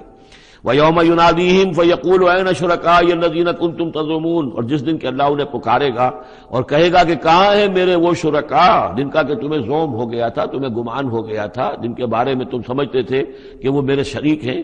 قال الذین حق علیہم القول، تو وہ لوگ کہ جن کے جو عذاب کے قول کے مستحق ہو چکے، عذاب کے فیصلے کے مستحق ہو چکے، وہ کہیں گے ربنا ہؤلاء الذین اغوینا، کہیں گے یہ ہیں وہ لوگ جنہوں نے ہم کو بہکایا تھا. اب یہ ہو سکتے ہیں کہ وہ شیاطین جن بھی ہوں اور شیاطین انس بھی ہوں، طاغوت بھی ہوں، یہاں کے لیڈر بھی ہوں، غلط راستوں کی طرف لے کے جانے والے لوگ، ان سب کو کہیں گے ان لوگوں نے ہمیں بہکایا اور ہمیں غلط راستے پر ڈالا. اغویناہم کما غوینا، پھر وہ کہیں گے ہم نے انہیں گمراہ کیا جیسے ہم خود گمراہ تھے، یعنی ہم خود ہدایت پر ہوتے تو انہیں ہدایت دیتے. تبرأنا الیک، ہم اے اللہ تیری جناب میں تبرہ کر رہے ہیں ان سے، ہم برات ہیں. ما کانوا ایانا یعبدون، یہ ہمیں نہیں پوجتے تھے. یہ کچھ جو بھی کہہ رہے ہیں ہمیں کچھ معلوم بھی نہیں تھا کہ یہ اس طریقے سے. البتہ یہ کہ ان میں سے وہ بھی ہوں گے جو کہیں گے کہ ہم خود گمراہی میں تھے اس لیے ہم نے گمراہ کیا. تو یہ گویا کہ گڈمڈ ہے. شیاطین جن بھی ہوں گے جن کی طرف اشارہ کر کے کچھ لوگ انہوں نے ہمیں برباد کیا، ان کا جواب تو یہ ہوگا کہ اگر ہم ہدایت پر ہوتے تو تمہیں ہدایت دیتے. لیکن کچھ وہ بھی ہوں گے جو اللہ کے نیک بندے تھے اور جنہیں معبود بنا لیا گیا، جنہیں پوجا جا رہا ہے، وہ کہیں گے تبرأنا الیک، اے اللہ ہم اعلان برات کرتے ہیں تیری جناب میں. ما کانوا ایانا یعبدون، یہ ہرگز ہماری بندگی کرنے والے نہیں تھے. وقیل ادعوا شرکاءکم فدعوہم، پھر کہا جائے گا ان سے پکارو اپنے شریکوں کو، پھر وہ پکاریں گے. فلم یستجیبوا لہم، تو وہ ان کو جواب نہیں دیں گے، ان کی طرف سے کوئی ان کو جواب نہیں ملے گا. ورأوا العذاب، اور پھر وہ دیکھیں گے عذاب کو. لو انہم کانوا یہتدون، کاش کہ کسی طریقے سے وہ ہدایت پائے ہوئے ہوتے. وَيَوْمَ يُنَادِيهِمْ فَيَقُولُ مَاذَا أَجَبْتُمُ الْمُرْسَلِينَ، اور جبکہ اللہ انہیں پکارے گا اور پوچھے گا تم نے ہمارے رسولوں کو کیا جواب دیا تھا. ماذا اجبتم المرسلین فعطیت علیہم الانباء، پھر ان پر اندھے ہو جائیں گے، اس وقت باتیں اب نہیں کر سکیں گے، کوئی بات نہیں کہہ سکیں گے. یومئذ فہم لا یتساءلون، اور پھر وہ آپس میں پوچھیں گے بھی نہیں. حق واضح ہو جائے گا، جواب کیا دیں گے؟ رسولوں کی بات نہیں مانی تھی، رسولوں کا استہزاء کیا تھا، تمسخر کیا تھا، تو اب اس کا جواب کیا دیں؟ فَأَمَّا مَن تَابَ وَآمَنَ وَعَمِلَ صَالِحًا، تو جو ایمان لایا اور جس نے توبہ کی اپنے شرک سے اور کفر سے، من تاب وآمن، اور جو ایمان لایا، وعمل صالحا، اور جس نے نیک اعمال کیے، فعسى ان يكون من المفلحین، تو اس کی امید ہے کہ وہ فلاح پانے والوں میں سے ہوگا. وربک یخلق ما یشاء ویختار، اور آپ کا پروردگار جو چاہتا ہے پیدا کرتا ہے، اور جس چیز کو چاہتا ہے اختیار کر لیتا ہے. مخلوق ساری اسی کی ہے، اس مخلوق میں سے جس کو چاہا اس نے چن لیا اور رسول بنا لیا. اللہ یصطفی من الملائکۃ رسلا ومن الناس، اللہ چن لیتا ہے فرشتوں میں سے بھی اپنے پیغامبر اور ایلچی، اور انسانوں میں سے بھی. ان اللہ اصطفی آدم ونوحا وآل ابراہیم وآل عمران علی العالمین، وہ جس کو چاہتا ہے قبول کرتا ہے، اختیار کر لیتا ہے. وربک یخلق ما یشاء ویختار ما کان لهم الخیرہ، ان کے ہاتھ میں کوئی اختیار نہیں ہے، ان کے پاس کوئی آپشن نہیں ہے. سبحان اللہ وتعالی عما یشرکون، یہ تو اللہ تعالیٰ ہی ہے جو جس کی ذات بلند و بالا ہے، اور یہ تمام شرک جو یہ کر رہے ہیں ان تمام اوہام سے اور ان کے من گھڑت عقیدوں سے، وہ وراء الورا ہے، وراء الورا ہے، منزہ ہے، اعلیٰ ہے، عرفہ ہے. وَرَبُّكَ يَعْلَمُ مَا تُكِنُّ صُدُورُهُمْ وَمَا يُعْلِنُونَ، اور آپ کا رب خوب جانتا ہے جو کچھ کہ ان کے سینے چھپائے ہوئے ہیں اپنے اندر، جو بھی ان کے اندر ہے. یعنی اندر تو ان کے گواہی موجود ہے کہ یہ قرآن حق ہے، محمد حق ہے، یہ بات جو آ رہی ہے صحیح ہے، دل گواہی دے رہا ہے، لیکن اپنی ضد اور ہٹ درمی کی وجہ سے اسے چھپائے ہوئے ہیں. اپنے اس ایمان کو تو انہوں نے چھپا کر رکھا ہوا ہے، اور ظاہر کر رہے ہیں، اعتراضات کر رہے ہیں، یہ کر رہے ہیں کیوں نہیں دیا گیا ویسا ہی جیسا کہ موسیٰ کو دیا گیا تھا، کیوں نہیں کوئی نشانی ان کو دی جاتی. وَرَبُّكَ يَعْلَمُ مَا تُكِنُّ صُدُورُهُمْ وَمَا يُعْلِنُونَ، اور آپ کا رب خوب جانتا ہے جو کچھ کہ ان کے سینے چھپائے ہوئے ہیں اپنے اندر، اور جو کچھ کہ ظاہر کر رہے ہیں. وَهُوَ اللَّهُ لَا إِلَٰهَ إِلَّا هُوَ، اور وہی ہے اللہ جس کے سوا کوئی الہ نہیں ہے. لَهُ الْحَمْدُ فِي الْأُولَىٰ وَالْآخِرَةِ، اسی کے لیے حمد ہے، تعریف ہے، دنیا میں بھی آخرہ میں بھی. یہاں آخرت کے مقابلے میں اولا، پہلی زندگی ہماری یہ زندگی دنیا کی ہے، آخرہ وہ ہماری پچھلی زندگی ہے. لہ الحمد فی الاولی والآخرہ، اسی کے لیے حمد ہے، تعریف ہے، ثنا ہے، دنیا میں بھی اور آخرت میں بھی. وَلَهُ الْحُکْمُ، اسی کے لیے حکم ہے، حاکمیت اسی کی ہے، حکم دینے کا اختیار اسی کو حاصل ہے، حلال اور حرام کا اسی کے پاس اختیار ہے کہ جس شخص کو چاہے وہ حلال قرار دے اور جس شے کو چاہے حرام قرار دے. وَإِلَيْهِ تُرْجَعُونَ، اور اسی کی طرف تمہیں لوٹ کر جانا ہے. قُلْ أَرَأَيْتُمْ إِنْ جَعَلَ اللَّهُ عَلَيْكُمُ اللَّيْلَ سَرْمَدًا، کہیے ان سے کہ ذرا سوچا تم نے کبھی اگر اللہ تعالیٰ تم پر رات کر دے ہمیشہ کے لیے، رات ہی رات رہے، الی یوم القیامہ، قیامت کے دن تک. من الہ غیر اللہ یاتیکم بضیاء، کون ہے وہ الہ، کون سا معبود ہے اللہ کے سوا جو تمہارے لیے روشنی لے آئے گا، کہاں سے لے آئے گا؟ افلا تسمعون، تو کیا تم سنتے نہیں ہو؟ قل ارأیتم ان جعل اللہ علیکم النہار سرمدا، کیا تم نے کبھی غور کیا اگر اللہ تعالیٰ تم پر دن کو ہی ہمیشہ ہمیش کے لیے دن ہی کو قائم کر دے، پوری قیامت کے دن تک دن ہی رہے، رات نہ آئے. من الہ غیر اللہ یاتیکم بلیل تسکنون فیہ، کون سا وہ الہ ہے اللہ کے سوا کہ جو تمہارے لیے رات لے آئے گا جس میں کہ تم سکون حاصل کر سکو. یہ دن جو ہے اگر مسلسل ہو تو واقعہ ہے کہ زندہ رہنا ممکن نہ رہے. افلا تبصرون، تو کیا تم دیکھتے نہیں ہو؟ ومن رحمتہ جعل لکم اللیل والنہار، یہ اس کی رحمت میں سے ہے، اس کی رحمت کے آثار میں سے ہے، اس کی رحمت کے مظاہر میں سے ہے کہ اس نے تمہارے لیے رات اور دن کو بنا دیا ہے، لتسکنوا فیہ، تاکہ رات میں تو تم سکون حاصل کرو، وَلِتَبْتَغُوا مِنْ فَضْلِهِ، اور دن میں تم اس کا فضل تلاش کرو، وَلَعَلَّكُمْ تَشْكُرُونَ، اور تاکہ تم شکر کرو. وَيَوْمَ يُنَادِيهِمْ فَيَقُولُ أَيْنَ شُرَكَائِيَ الَّذِينَ كُنتُمْ تَزْعُمُونَ، اور پھر دوبارہ کہا جس دن کہ وہ انہیں پکارے گا اور کہے گا کہ کہاں ہیں میرے وہ شریک جن کو کہ تم سمجھتے تھے کہ یہ میرے شریک ہیں. وَنَزَعْنَا مِنْ كُلِّ أُمَّةٍ شَهِيدًا، اور ہم ہر امت میں سے ایک گواہ کو نکال کر کھڑا کریں گے. وہی مضمون جو کئی دفعہ آ چکا ہے، سورہ نحل میں آیا 2 دفعہ، سورہ نساء میں سب سے زیادہ شاندار الفاظ میں وَكَيْفَ إِذَا جِئْنَا مِنْ كُلِّ أُمَّةٍ بِشَهِيدٍ وَجِئْنَا بِكَ عَلَىٰ هَٰؤُلَاءِ شَهِيدًا، ہر امت میں جو بھی رسول آیا تھا اس کو پہلے کھڑا کریں گے نکال کر، چونکہ وہ پروزیکیوشن وٹنس ہوگا، وہ ہوگا جو پروزیکیوٹ کرے گا اللہ کی عدالت میں. پہلے یہ وہ ٹیسٹیفائی کرے گا اللہ تیری ہدایت جو آئی تھی میں نے پہنچا دی تھی.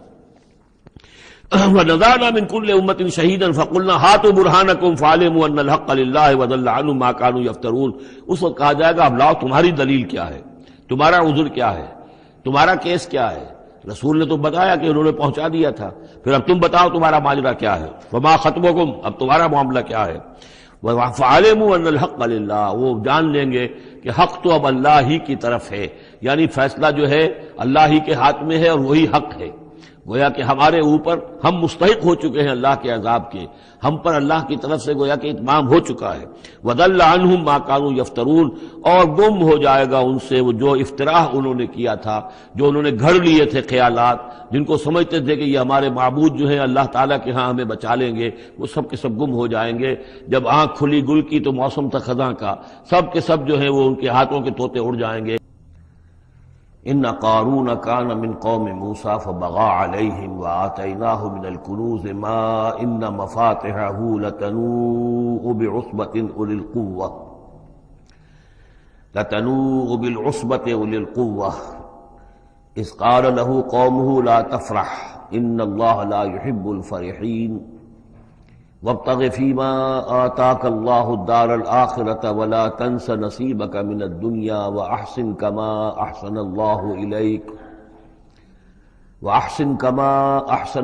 إليك ولا تبغ الفساد في الأرض إن الله لا يحب المفسدين صدق اللہ العظیم۔ اس سے پہلے کہ ہم سورہ قصص کے جو بقیہ دو رکوع رہ گئے ہیں ان کا ترجمہ کریں، ایک بات کی وضاحت ضروری ہے۔ میں نے کل عرض کیا تھا کہ حضرت موسیٰ علیہ السلام اور مدین کے اس بزرگ کے درمیان جو معاملہ ہوا تھا کہ انہوں نے اپنی بیٹی کے نکاح کے عوض حضرت موسیٰ سے یہ چاہا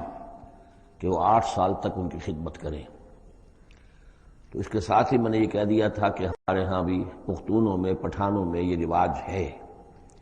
کہ وہ بیٹی جب دیتے ہیں تو کچھ رقم لیتے ہیں، اور وہ جو مہر جو ہے وہ بیٹی کے حق کو نہیں بلکہ خود وہ والدین رکھ لیتے ہیں، والد رکھ لیتا ہے۔ تو ہمارے ایک ساتھی نے اس کی طرف توجہ دلائی ہے کہ یہ بات آپ کے علم میں ہونی چاہیے کہ یہ سارے پٹھانوں کا نہیں ہے، بلکہ باجوڑ ایجنسی یا پھر افغانستان کے کچھ لوگ جن کو ہماری اکثریت جو ہے بہت بری نظر سے دیکھتی ہے، بلکہ اکثر وہ آپس میں ایک دوسرے کے ساتھ رشتہ کرنے پر مجبور ہوتے ہیں، یعنی تبادلہ، جس سے کہ حدیث میں روکا گیا ہے۔ یہ واقعہ ہے کہ یہ چیزیں جو ہے میں سمجھتا ہوں کہ اس میں یہ وضاحت ہو گئی ہے تو اچھا ہے کہ اس سب کا معاملہ نہیں ہے۔ ویسے اس کو اصولاً یہ سمجھ لیجئے کہ یہ معاملہ اصل میں کچھ تمدن کی سطح سے متعلق ہے اور کچھ معاشی جو نظام ہوتا ہے کسی معاشرے میں قائم اس سے متعلق ہے۔ آپ کو معلوم ہے کہ ڈیمانڈ اینڈ سپلائی کا معاملہ جو ہے معاش کے میدان میں بڑی بنیادی اہمیت کا حامل ہے۔ اگر کسی کوموڈٹی کی، کسی جنس کی ڈیمانڈ زیادہ ہو، سپلائی کم ہو، قیمت بڑھ جائے گی، اور سپلائی زیادہ ہے، ڈیمانڈ کم ہے، قیمت گھٹ جائے گی۔ تو اکثر و بیشتر یہ ہوتا ہے کہ جو معاشرے ابھی تمدنی اعتبار سے ذرا پسماندہ ہوتے ہیں، دنیا انہیں سمجھتی ہے غیر مہذب، لیکن وہ زیادہ مہذب ہوتے ہیں مہذب لوگوں کے مقابلے میں۔ ان کے ہاں انسانی کردار زیادہ ہوتا ہے، سچ بولنے کا معاملہ، ایفاء عہد کا معاملہ، زبان دے دی ہے تو اب پیچھے نہیں ہٹنا ہے، اور یہ کہ مہمان آیا ہے تو چاہے خود بھوکے رہ لینا ہے، اس کو کھلانا ہے۔ یہ جو ابھی جو لوگ مہذب نہیں ہوئے ہوتے، اس معنی میں کہہ رہا ہوں جس معنی میں کہ آج کل یہ لفظ استعمال ہوتا ہے، جو ابھی گویا کہ تمدنی ارتقاء کے نچلے مراحل میں ہوتے ہیں، ان میں یہ چیزیں آپ کو زیادہ ملیں گی۔ اور دوسری بات یہ ملے گی کہ ان میں مردوں کی تعداد زیادہ ہوتی ہے، عورتوں کی تعداد بہت کم ہوتی ہے۔ اب ظاہر بات ہے جب عورتوں کی تعداد کم ہوتی ہے تو اب ان کے لیے معاملہ وہی بن جاتا ہے کہ رشتوں کا، جیسا کہ پھر جب کسی ملک، کسی معاشرے میں جب تہذیب آ جاتی ہے، جس کو ہم جدید معنی میں تہذیب کہتے ہیں، شہریت آ گئی، شہروں میں رہنے لگے، وہ تہذیب، تعلیم بڑھ گئی، اب آپ دیکھیں گے کہ مرد بالعموم ویسے بھی کمزور ہو جاتے ہیں، ان کے قوا اس طرح کے تو نہیں رہتے جیسے کہ اس معاشرے میں ہوتے ہیں جو ابھی قبائلی دور میں ہے، یا کہیں کسی پہاڑی علاقے میں رہ رہے ہیں یا صحرائی علاقے میں رہ رہے ہیں۔ اور یہ کہ مردوں کی تعداد پھر کم ہوتی جاتی ہے، عورتوں کی بڑھ جاتی ہے۔ جس معاشرے میں عورتوں کی تعداد بڑھ جاتی ہے اس میں پھر جو لڑکیوں کے والدین ہیں انہیں لڑکے خریدنے پڑتے ہیں۔ یہ جو آپ کو معلوم ہے کہ اتنے اگر تم دو گے، جہیز دو گے تب ہم تمہاری لڑکی سے شادی کریں گے، موٹر کار دو، کوٹھی دو، فلاں دو، یہ دو، کہیں باہر بھجوا دو۔ یہ کیا ہے؟ یہ اسی لیے ہے کہ جہاں لڑکیاں زیادہ ہو گئیں تو لڑکیوں کے والدین کو اپنی بچیوں کے لیے رشتے خریدنے پڑتے ہیں، اور جہاں پر اس طریقے سے اس کے برعکس ہو لڑکیاں کم ہوں اور لڑکے زیادہ ہوں، وہاں ظاہر بات ہے کہ لڑکی کی قیمت خود بخود ہو جائے گی۔ تو یہ گویا کہ پسماندہ معاشرے کا معاملہ ہے۔ باقی اسلام نے جو شکل کی، اللہ کرے کہ ہم سب مسلمان اسی کو صحیح طور پر اختیار کر لیں۔ باقی جو ہمارے اس رفیق نے یہ وضاحت کی ہے وہ میں نے آپ کو سنا دی ہے۔ اب آگے چلیے، سورہ قصص کے آخری یہ 2 رکوع ہیں، جن میں سے پہلے رکوع میں ایک کردار کا ذکر ہو رہا ہے، قارون، اور میں آپ کو بتا چکا ہوں کہ یہ کردار جو ہے اسے بھی ایک فرد نہ سمجھیے، بلکہ یہ کہ جو بھی کوئی حکمران قوم ہوتی ہے وہ اپنی غلام قوم کے اندر اس طرح کے کردار باقاعدہ پیدا کرتی ہے، جس کو کہ کہا تھا ملکہ سبا نے کہ ان الملوک اذا دخلوا قریۃ جعلوا عزت اہلھا اذلہ، اور اس کا ایک نتیجہ یہ نکلتا ہے کہ جو گھٹیا لوگ ہوتے ہیں، بے غیرت لوگ ہوتے ہیں، اپنی قوم کے ساتھ غداری کرتے ہیں، انہیں پھر وہاں خطابات دیے جاتے ہیں، نوازا جاتا ہے، ان کے اونچے منصب ہوتے ہیں، آنریری مجسٹریٹ بنا دیے گئے ہیں، فلاں ہو گئے ہیں۔ یہ سب کون تھے؟ یہ انگریزوں نے در حقیقت ہندوستان میں اپنی جو حکومت کو مضبوط کرنے کے لیے یہ ایک طبقہ جو ہے ہندوستانیوں میں سے ڈیولپ کیا تھا، اس طبقے کا یہ کردار ہے قارون۔ اچھا، اس قسم کے لوگوں کو پھر انگریز بڑے بڑے ٹھیکے دیتے تھے۔ اب آرمی کے سپلائی کے ٹھیکے ہیں تو بڑے بڑے ٹھیکیدار یہی ہوتے تھے، انہی کے پاس سرمایہ ہو جاتے تھے۔ یہ ساری چیزیں جو ہے ایک دوسرے سے ملی جلی ہوئی ہیں۔ اسی طرح کا ایک شخص جو ہے یہ قارون تھا اسرائیلی، اور نہ صرف اسرائیلی، حضرت موسیٰ علیہ السلام کا سگا چچا زاد بھائی، فرسٹ کزن، لیکن یہ کہ یہ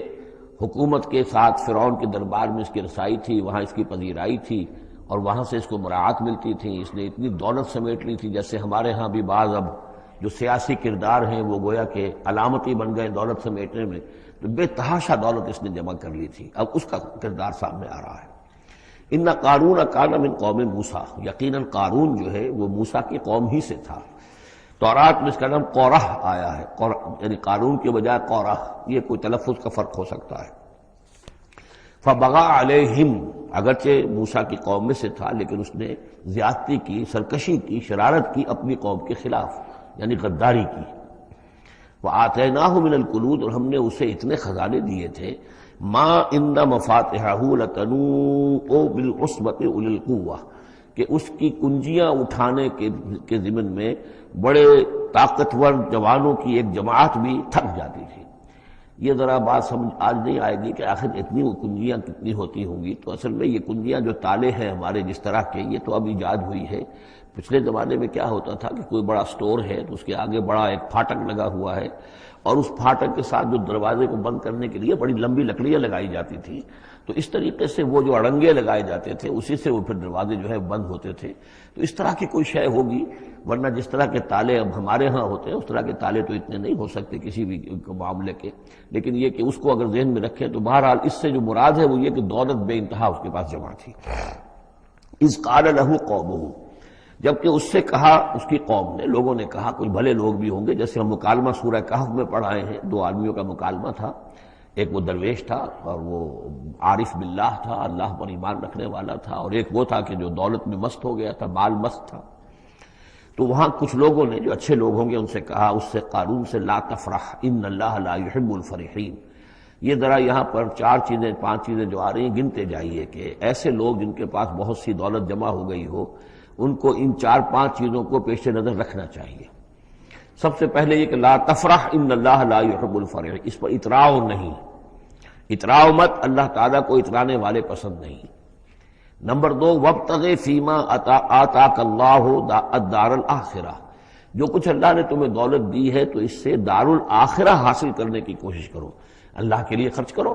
تاکہ آخرت میں تمہیں اس کا اجر و ثواب ملے، تو تم گویا کہ آخرت کو خریدو گے اپنی اس دولت کے عوض۔ ان اللہ اشتری من المؤمنین انفسهم واموالهم بان لهم الجنہ۔ نمبر 3، ولا تنس نصیبک من الدنیا، معلوم ہوتا کہ بخیل بھی بہت تھا کہ وہ اپنے اوپر بھی کچھ خرچ نہیں کرتا تھا، جمع کرنے ہی کے اس کو فکر دامنگیر رہتی تھی۔ اور مت بھولو خود اپنا حصہ بھی دنیا میں سے، جیسے کہ ہم نے سورہ اعراف میں پڑھا تھا کہ قل من حرم زینۃ اللہ التی اخرج لعبادہ والطیبات من الرزق، اگر اللہ نے کسی کو کچھ دیا ہے تو پھر وہ اچھا کھائے اچھا پہنے، اس میں کس نے حرام کیا ہے؟ کوئی رہبانیت کا انداز تو نہیں ہے۔ اور یہ بھی ہم پڑھ چکے ہیں سورہ الفرقان میں کہ وہ اللہ کے جو نیک بندے ہیں عباد الرحمن، ان کے اوصاف میں سے ہے والذین اذا انفقوا لم یسرفوا ولم یقتروا،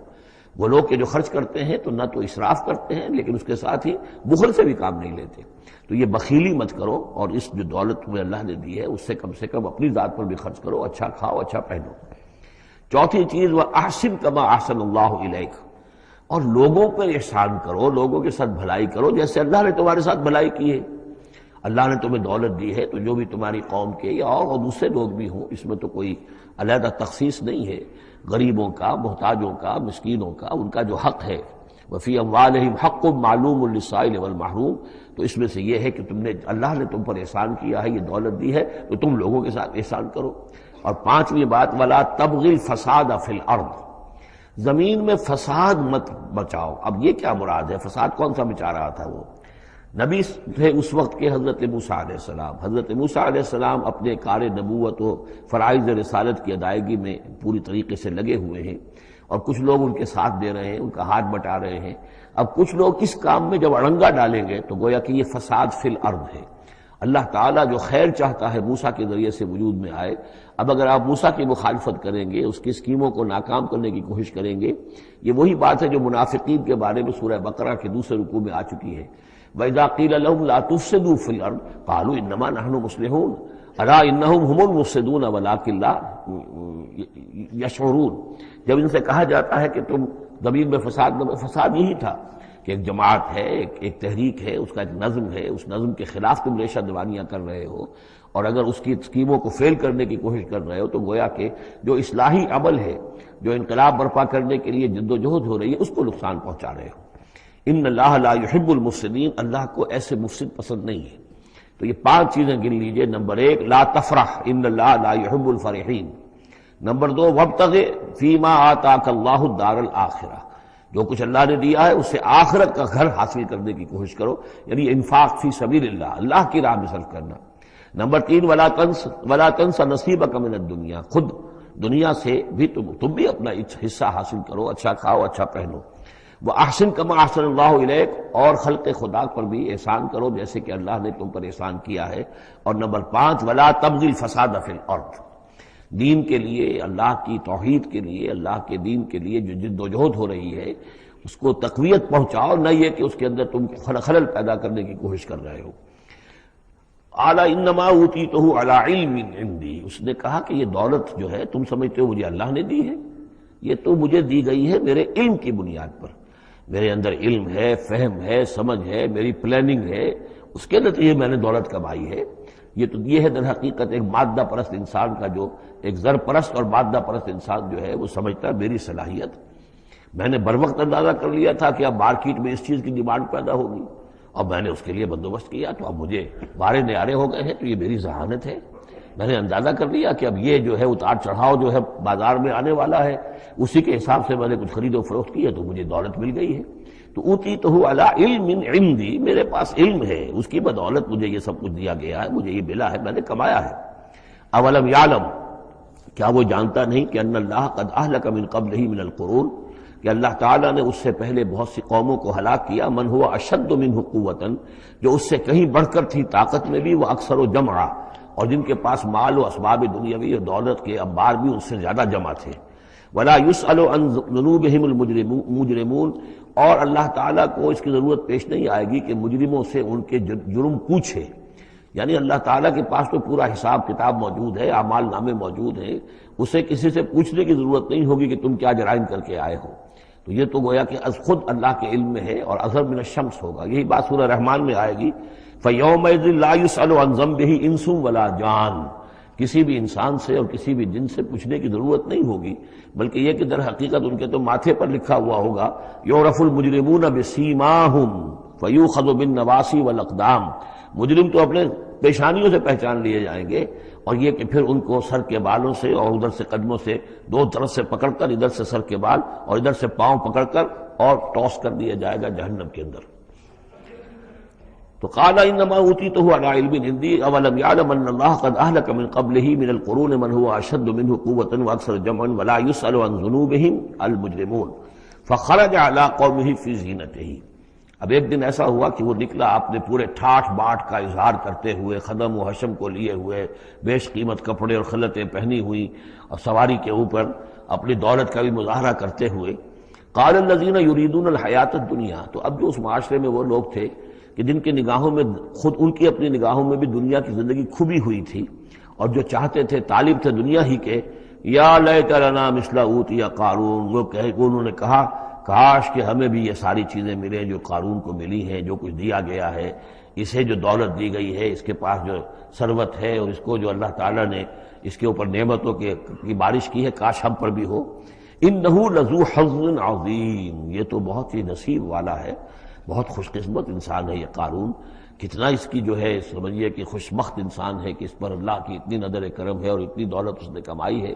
ظاہر بات ہے کہ دولت مندوں کی دولت نظر آتی ہے، یہ لوگوں کو پتہ نہیں ہوتا یہ کمایا انہوں نے کس طور سے ہے۔ وقال الذین اوتوا العلم، اور کہا ان لوگوں نے کہ جنہیں علم دیا گیا تھا، جو صاحب علم و فہم تھے، جنہیں معلوم تھا اصل حقیقت، فرمایا انہوں نے کہا ویلکم، تمہارے لیے خرابی ہے، ثواب اللہ خیر لمن آمن وعمل صالحا، جو شخص ایمان لائے اور نیک عمل کرے اسے جو ثواب اللہ کی طرف سے ملنے والا ہے وہ اس سے کہیں بڑھ کر ہے۔ تم حسرت کے ساتھ اس کی دولت کو دیکھ رہے ہو، اس کے ٹھاٹ باٹ کو دیکھ رہے ہو، اس کی شان و شوکت کو دیکھ رہے ہو، اور تمہیں حسرت کا احساس ہو رہا ہے۔ اگر تم واقعتاً ایمان اور عمل صالح کی شرائط پوری کرو تو جو کچھ اللہ تعالیٰ تمہیں دے گا خود اس دنیا میں بھی، سورہ نور میں ہم پڑھ چکے ہیں، لَيَسْتَخْلِفَنَّهُمْ فِي الْأَرْضِ، حکومت ان کو دے گا، خلافت ان کی قائم کرے گا جو ایمان اور عمل صالح کا حق ادا کر دے۔ پھر آخرت میں جو ثواب ملنا ہے ظاہر بات ہے کہ اس کا تو کوئی تصور بھی تم نہیں کر سکتے۔ وَلَا يُلَقَّاهَا إِلَّا الصَّابِرُونَ، لیکن وہ جو صبر ہے، وہ جو اجر و ثواب ہے آخرت کا، وہ انہی لوگوں کو حاصل ہو سکے گا کہ جو صبر کرنے والے ہوں۔ اس دنیا میں وہ جیسے بھی ہو ضروریات پوری ہو جائیں، بس اس سے زیادہ کی ہوس نہ رکھیں، ایسا نہ ہو کہ کسی کے سامنے ہاتھ پھیلانا پڑے۔ حضور کی حدیث ہے ما قل و کفا خیر مما کثر والہا، کم ہو چیز لیکن کفایت کر جائے، ضرورت پوری ہو گئی، وہ اس سے کہیں بہتر ہے کہ زیادہ ہو، بہتات ہو، دولت بہت ہے اور وہ اللہ سے غافل کر دے۔ اس لیے کہ جب بہتات ہوگی تو انسان پر غفلت طاری ہو جائے گی۔ جب ایسا ہو کہ آج کے کھانے کا تو ہے، کل کے لیے اللہ پر توکل ہے تو اللہ یاد رہے گا، پھر انسان اللہ کو بھولے گا نہیں۔ تو ما قل و کفا خیر مما کثر والہا ولا يلقاها الا الصابرون فخسفنا به وبداره الارض، تو ہم نے اسے یعنی قارون کو اور اس کے محل کو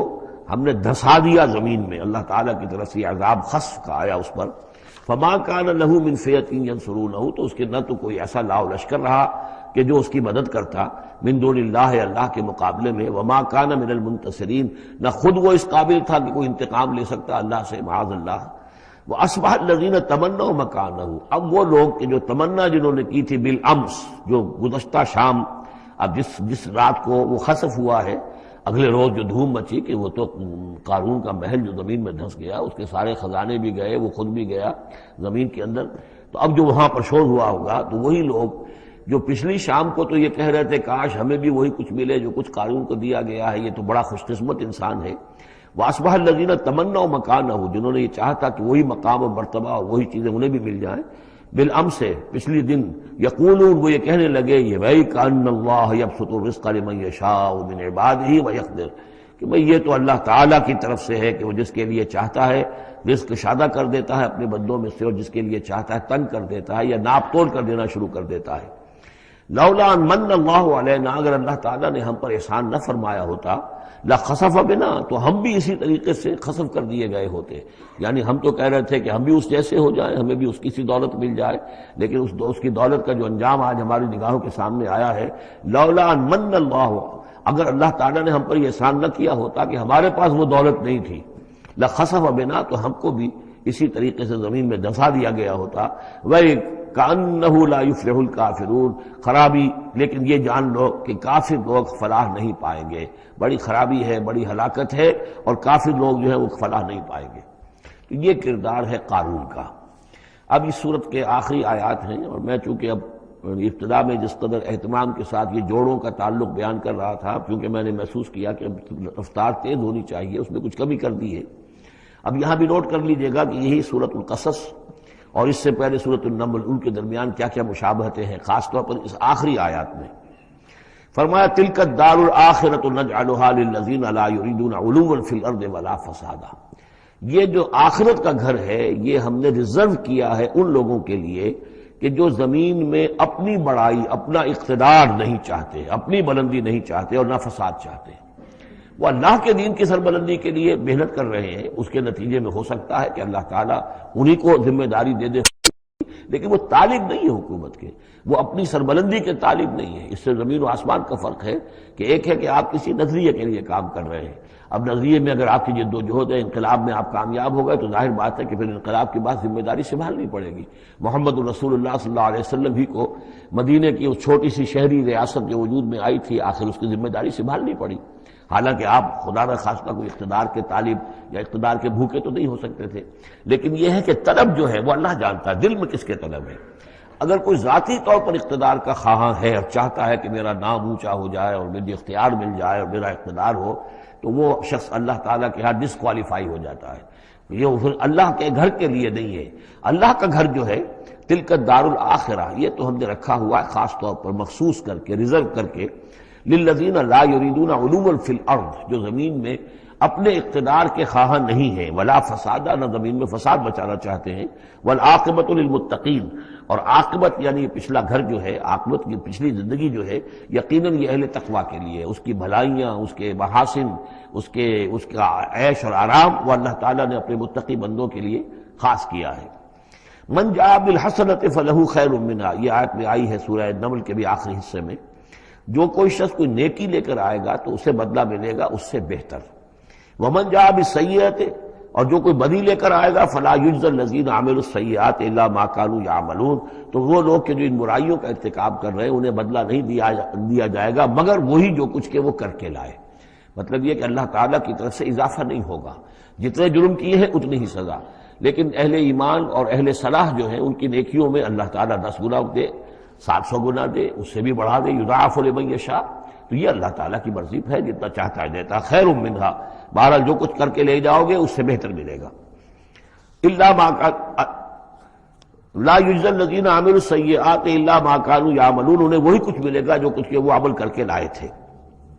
ان الذی فرض علیک القرآن لرادک الی معاد،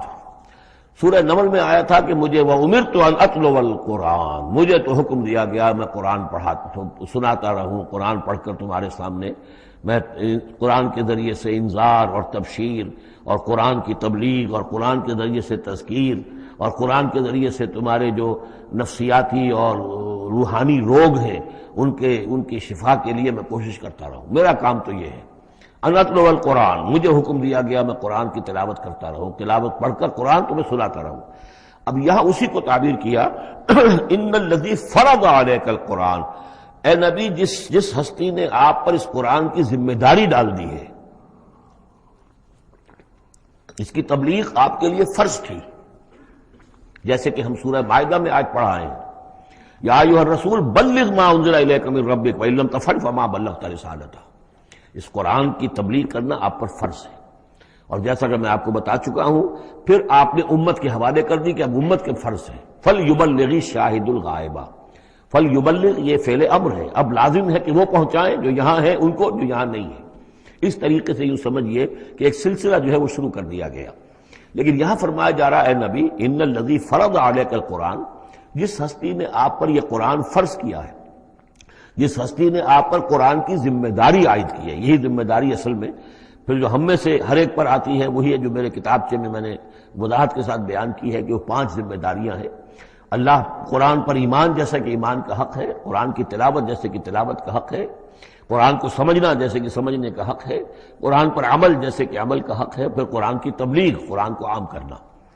ان الذی فرض علیک القرآن رادک الی معاد، وہ یقین آپ کو لوٹا لے جائے گی، وہ ہستی، وہ اللہ جس نے آپ پر یہ قرآن کی ذمہ داری ڈالی ہے، تبلیغ قرآن کا فریضہ آپ کے کاندھوں پر رکھا ہے، وہ یقیناً آپ کو پہنچائے گا بہت اچھی جگہ لوٹنے کی۔ معاد عادہ یعودوں سے اس میں ظرف ہے، لوٹنا، لوٹنے کی جگہ۔ اب معاد سے مراد آخرت عام طور پر ہے، ایمان بالرسالت، ایمان باللہ، ایمان بالمعاد، ایمان بالآخرہ کو ایمان بالمعاد بھی کہا جاتا ہے۔ لیکن اس کے بارے میں بعض روایات ایسی ملتی ہیں کہ اس کا شان نزول یہ ہے کہ حضور صلی اللہ علیہ وسلم جب ہجرت کے سفر کو نکلے ہیں مکے سے، تو جو عام راستہ تھا اس سے ہٹ کر آپ نے، چونکہ اندیشہ تھا اور واقعہ تھا کہ تعاقب ہو رہا تھا، تلاش کیا جا رہا تھا، 3 دن رات تو آپ غار ثور میں روپوش رہے، پھر آپ نے ایک بڑا ہی سخت راستہ اختیار کیا تھا کہ جو پہاڑی راستہ تھا جو گزر رہا تھا، جس پر کہ کوئی انسان جاتا نہیں تھا، لیکن کچھ راستہ جو ہے وہ پھر اس مین راستے سے جا کر مل گیا۔ یوں سمجھیے یہ راستہ جا رہا تھا مین کہ جو مکے سے مدینے کا تھا، حضور نے ایک اور راستہ اختیار کیا، لیکن کچھ عرصے کے بعد وہ راستہ جا کر اس راستے کے ساتھ مل گیا۔ جہاں ملا، اب آپ خود سوچئے کہ وہاں ایک ایسی سچویشن آ گئی کہ حضور ایک ٹی پر کھڑے ہوئے ہیں، اب داہنی طرف جاتے ہیں تو مدینہ ہے اور بائیں طرف جاتے ہیں تو مکہ ہے۔ اس وقت حضور کے دل میں ایک ہوک سی اٹھی ہے، اس لیے کہ جب آپ مکے سے روانہ ہوئے تھے تب بھی روایات میں آیا ہے کہ آپ کعبے سے لپٹ کر آپ نے یہ کہا تھا کہ بیت اللہ مجھے تجھ سے بڑی محبت ہے، لیکن میں کیا کروں، یہاں کے لوگ مجھے یہاں رہنے نہیں دے رہے۔ تو گویا کہ کعبے سے یہ جدائی تو آپ پر شاہ گزر رہی تھی۔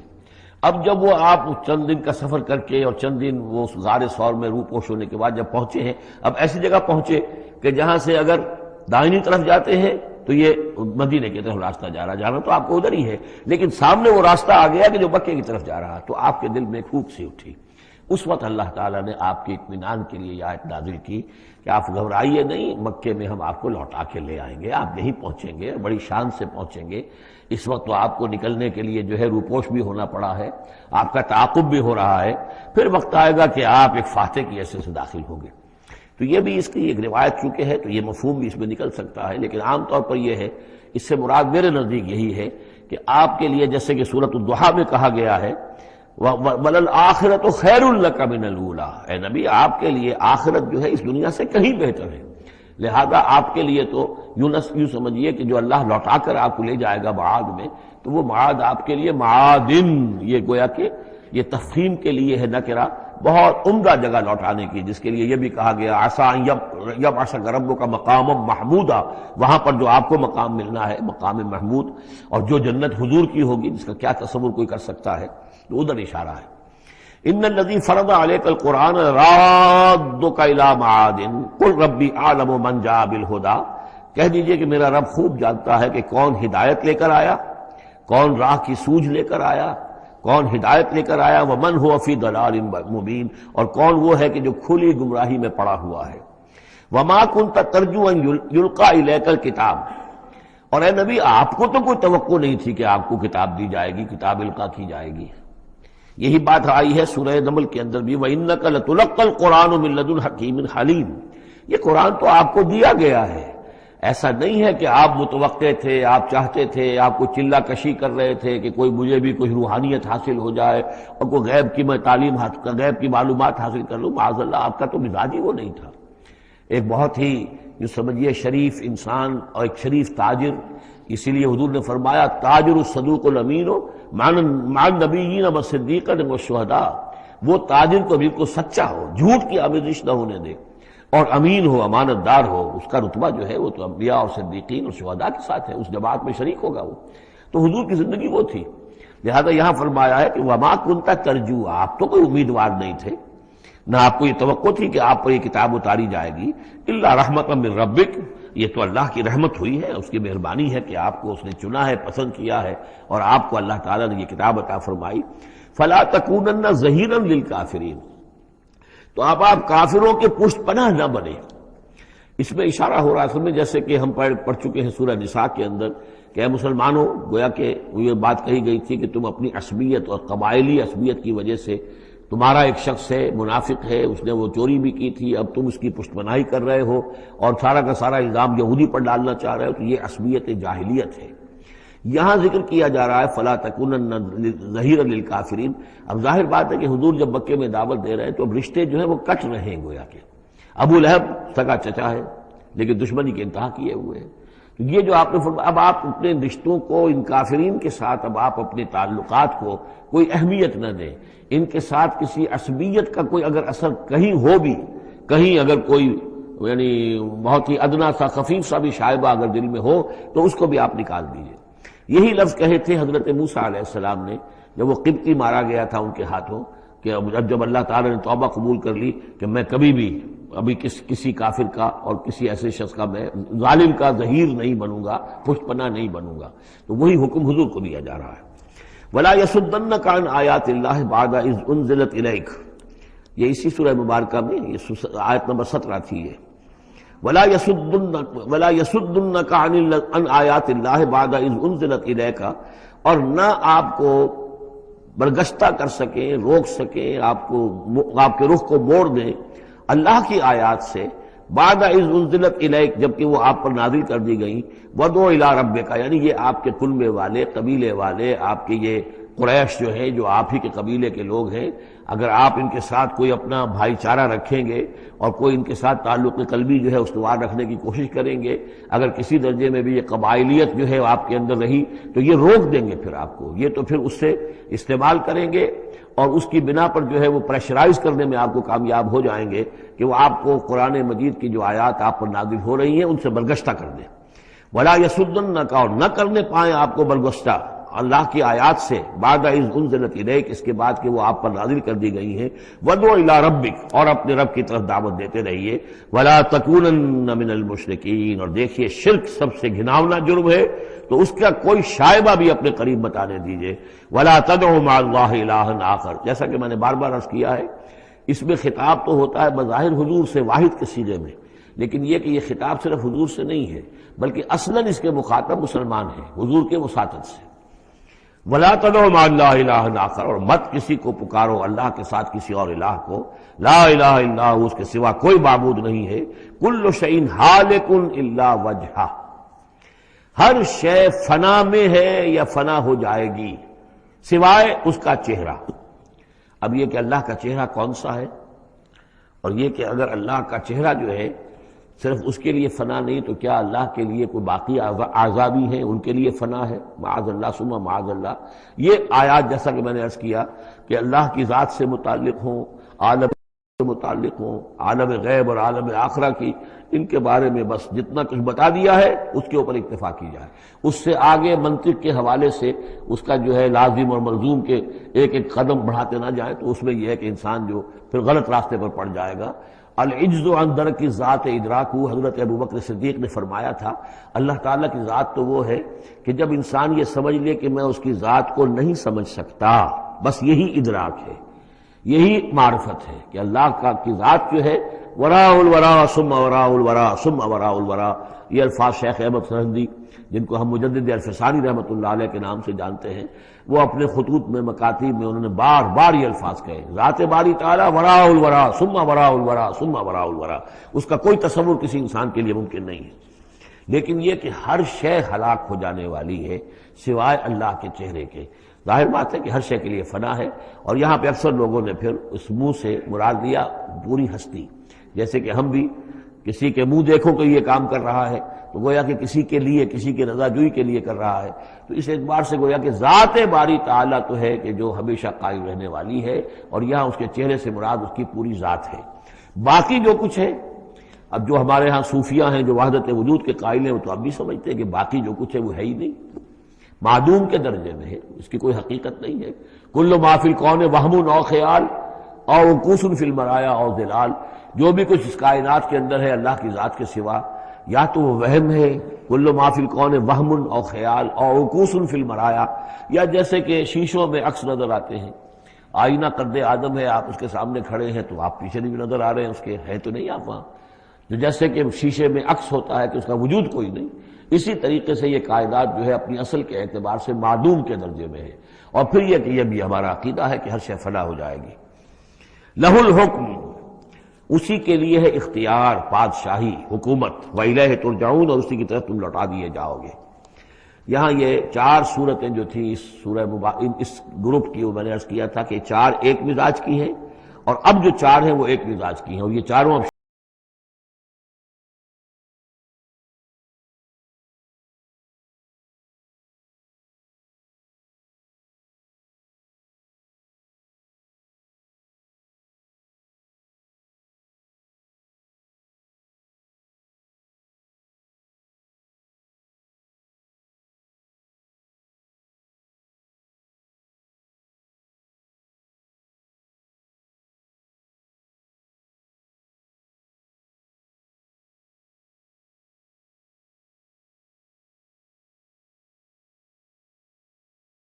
مولاي صل وسلم